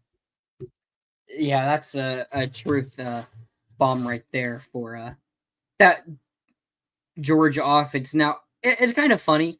Mike Bobo has been the most hated guy in the state of Georgia now for the past 2 years. But this year, the offense isn't the problem. No. And I think or his defense, I should say. Yeah. I can't remember if I pointed out in here or not in the preseason, but I think I did. Georgia's offensive play calling from Bobo or from Monken to Bobo, very similar in number wise. They run the same plays virtually. I think we have to get to a point with Georgia where we recognize, not we as in I'm really more talking about Georgia fans here, or just collective college football observers. You can vilify Mike Bobo all you want or whatever, but I think ultimately you kind of have to accept that they're running the offense that Kirby wants to run. This is the identity Kirby wants to have. It's very similar to the identity that Billy Napier wanted to have. It just, we never got it quite up and rolling as well as Georgia has under Kirby Smart at times. No, but the talent, I think last year, that's kind of what we're going back to here, with the play calling last year being the biggest weakness, or what they said was the biggest weakness, when I think it was clearly the weapons. Oscar Delp's a good tight end, and he's been a good tight end this year, and it's last year he didn't emerge as many would have thought. He didn't emerge as many would have thought, but he's been emerging this year. I think Stockton's fit this offense perfectly. Yeah, he's great. I mean, he's honestly I was so skeptical about him coming into the year, and I'm not even doing a qualified. He's just been very good. Not really any clear limitations or weaknesses. No, he's led them to multiple shootout wins. He makes those difficult plays. He makes those 3rd and long, those 4th and longs in clutch time, crunch time. He's making those difficult plays that Carson Beck just did not make. And I mean, he's not making them this year right now at Miami, I'd say. but he doesn't have to in most cases. But against Louisville, he didn't make those crunch time plays. But yeah, Gunner's making difficult plays. Like he's not just, oh well, I have all these weapons. Georgia's weapons are good. Would you say Georgia's weapons are elite though? I don't think I would say they're elite. No, I don't think so at all. I think it's a very clear case of, I think with everything, with quarterback, with the running backs, with the receivers and the offensive line, I think it's a clear case of, the sum is greater than the parts. I think that's really, really the case with this Georgia offense, because I don't think there's like a premier. I mean, because even like Branch, who's probably the most like talented player on this offense, is still kind of a gadgety situational guy. Like he's not like, and I think Colby Young has limited a lot of his weaknesses from last year. I mean, he had some pretty bad drop problems in 2024, if I remember correctly. Yeah. So, but I mean, I think they've improved, but no, I don't think they're elite across the board. I just think they're playing together really well, and kind of just good enough across the board to make things happen. Yeah, they're just playing as a unit. I don't necessarily like if you put these guys on a Billy Napier offense, they wouldn't even play half as good as they are right now. No. Of course not. No, but yeah, they're just playing well and they have a different level to them. But it's not that they're not susceptible to bad times or to low stretches. I guess you could say. I mean, against Alabama, they put up 21 points. Yeah, 21, I think. Right? Wasn't that 20, like 24, 21? Yeah, I think that was. Yeah. 24-21 sounds right. So it's not like they had a phenomenal game against Bama. Like, I think our defense could have some success. I expect Devin Moore to return. And Cormani. I expect both of them to play, which is huge. And now we have the emergence. No, it's Mississippi State. Could it be a one-game wonder of Javori Flowers? No, I'm not. I thought you were about to say Alfonso Allen. I was like, okay, man. Yeah, I mean, I don't know anything about the Jordan Castell injury. I mean, he was questionable before, so probably after 2 weeks of break should be good to go. And I mean, Alfonso Allen was good at run support. I mean, I'm not even saying that he was bad. I thought you were about to say the emergence of Alfonso Allen. I was like, let's maybe pump the brakes a little bit on that one. I think Alfonso Allen was like a top 500 recruit out of high school. Like he was actually pretty talented guy. Yeah. Mm-hmm. Like if Jordan Castell gets hurt and isn't playing, are we really going out there being like, oh no, we were gonna win this game, but now that we don't have Castell, we have to play Allen? Are we saying that? Like, are we saying we're gonna lose now? Like, because we go from Allen to Castell? Is that drop off even? Like, how significant even is that drop off? That's my point. Like, isn't it significant? Yeah. It's not like enough for us to be like, yeah, that's a game changing injury right there. But like, and Lagonza Hayward's been played decently well at Star as well. Mm-hmm. So we is Denson hurt for a while? What's the deal? I'm not sure. Okay, we'll figure out Wednesday, I guess, or maybe tomorrow. So that's the thing with doing these shows here on Sunday, but we'll have to figure out throughout the week. Yeah, but.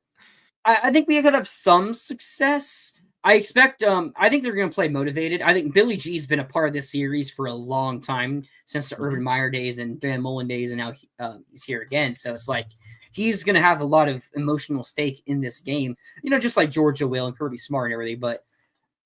But I think the D line is going to go out there and have some emotion to them. I don't think this Georgia O line is elite. Like I think this Georgia O line is gettable.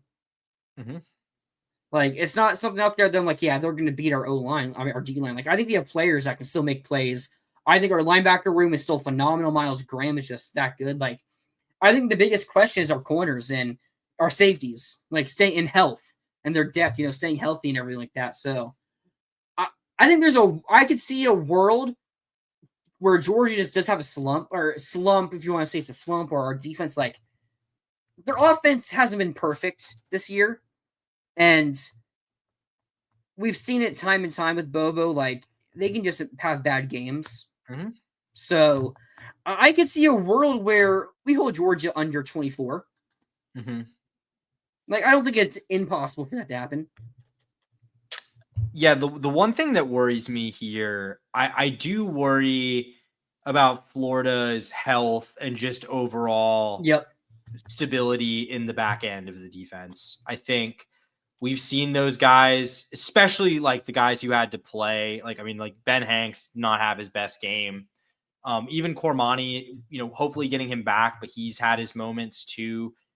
I do worry that you might give up some big plays here because, again, we've talked about it a lot. Those plays have been there. Shapen missed some of them. Arch Manning missed some of them. Even Marcel Reed missed some of them. I'm not sure Gunnar Stockton's going to miss them the way he's playing right now. I'm not sure he's going to miss them. So that concerns me. I will also say, and, this leads to a slower first half. 2 weeks to prepare here for Ron Roberts. So, and you remember our game last year, Lagley got hurt and the defense was on the field for a lot of that game. But, the defense was playing lights out in that first half against Georgia last year and getting time to Ron Roberts getting to scheme up things in defense and getting to see what the other team's offense is going to do. Like, I think that could maybe give the defense a hand here. Yeah, certainly I think that would help. I think in general, Florida does have a bit of an advantage here in the sense that on both sides, I think obviously defensively, Ron Roberts has the time to prepare. Not new offensive staff, but newly elevated members of the offensive staff have 2 weeks to prepare. And on Georgia's end, they don't really know what they're preparing for. It's kind of a wild card to an extent. So I think Florida has definitely some tactical advantages here. And I think Florida's going to be motivated. Look, you got seniors on this team, a lot of them, none of them have beaten Georgia before. I don't think there was anyone on this team this year in 2020. So, because Sapp was 2021 freshman. Yeah. Normally that would be obvious. These days in college football, you got to think about it. Yeah. Yeah. But so yeah, none of these guys have beaten Georgia before. And you had the opportunity to, I'd have to look at, I don't remember who else they play aside from,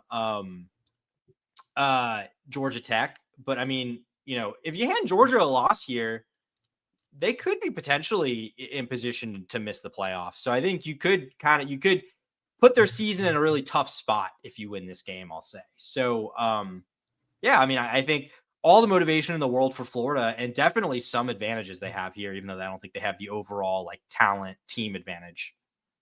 Here, DJ Lagley will personally beat Georgia, and I'm not going to say that, but this is the game where he got hurt last year.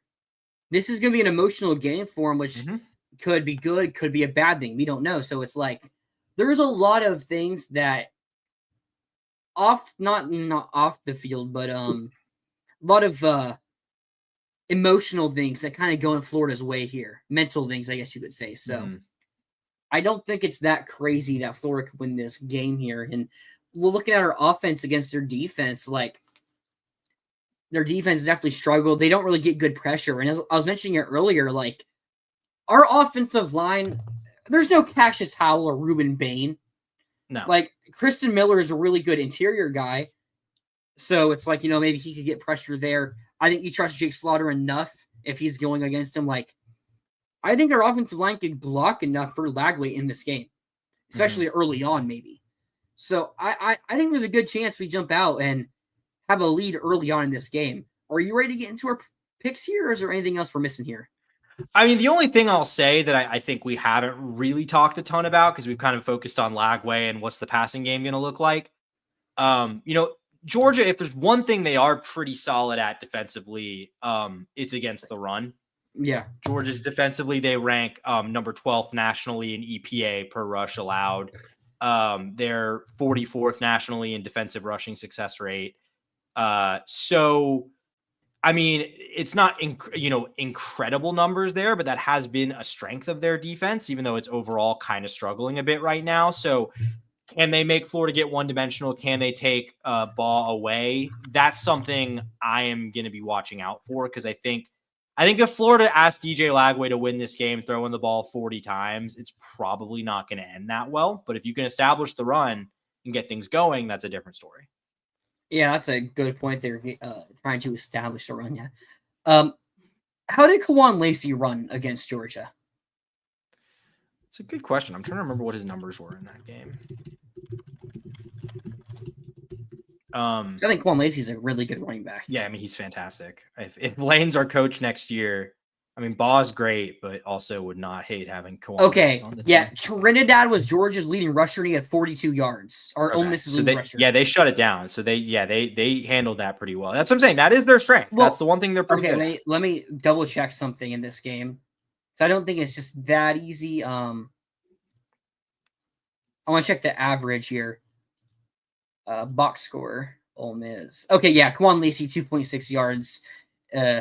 And then, yeah, the other running back. I was going to say, I mean, they get a lot of explosive pass plays, Ole Miss did. Mm-hmm. So, like, maybe they just didn't run it as much because they didn't need to. But, yeah, I mean, 2.6 yards for Lacey. And, yeah, I mean, 1 carry and 2 carries for other guys. So, yeah, they really did shut down Ole Miss's rushing attack. But, hey, maybe that allows them. And maybe they're kind of expecting Florida to be a bit more spread out. So, maybe you could try running it on them early. Maybe that's something that's going on through the coach's head. So, you never know here. But, are you ready to get into our picks now? Yeah, let's do it. All right. I'll go first in this scenario, or I'll go first here. I think Florida's gonna. I think it's been pretty clear. I'm gonna take Florida to get an early lead. Mm-hmm. I think we're gonna lead at halftime. I think it's gonna be about, I'll say 17. I'll say 17-9. I say Georgia gets 3 field goals. Mm-hmm. I think their offense is going to be able to drive enough, but I think we bend, don't break, and just keep them out of the end zone. So it's a little one-score game. I want to pick Florida. I'm not going to, though. I'm going to take Georgia here. I think they're going to do enough in the second half, and I think the offense, I think our depth on defense, especially in that secondary, isn't going to be enough to hold them. I'm going to say Georgia wins this game. Let me do some quick math here. 7 at 9, so 16, 23. I'll say Georgia wins it 26 to 24. Ooh, okay. No, it's 26-23. 26-23. 26-23. Okay. Yeah. I think I kind of see this one potentially playing out a bit similarly to how the A&M one did, just probably with them not pulling away to the extent that A&M was able to. I think Florida will look. I think Florida's going to come out with some bells and whistles. I think they're going to hit a couple plays. I think you will see Florida put some points on the board early in this game. Look, we know what Kirby is capable of in game adjustments. I think they will figure things out and be able to slow it down a little bit. And I do kind of think Florida's going to struggle a bit. I think we're going to see the defense give up a couple plays as well, because I think those plays have been there. I think the defense has played pretty well, but those opportunities have been there. And they have not, other teams Florida's played have not really been able to capitalize. I think they're finally playing a team that will be able to capitalize. So I see this one being tight for a while. I think honestly probably going to play out pretty similarly the way last year's did too, just without hopefully the DJ injury. And the score I had in my head here is like Georgia 31, Florida 23. 31-23. That's what you said, right? 31-23 Georgia, yeah. 31-23. So still one score game. Yeah. Whoops. So we're both taking UGA here. It's kind of just like we got to see Florida do it before we pick it. You know, it's like Ryan Day going into the playoffs or going to the season last year. It's like, you can see their roster and see how much talent they have, even going into the playoffs. It's like you kind of got to see them do it before you pick it.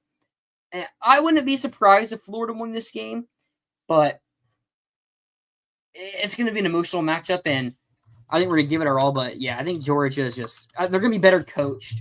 The coaching experience difference in this game is, as big as it gets now with an interim coaching his first game versus Kirby Smart, the best coach in college football. Mm-hmm.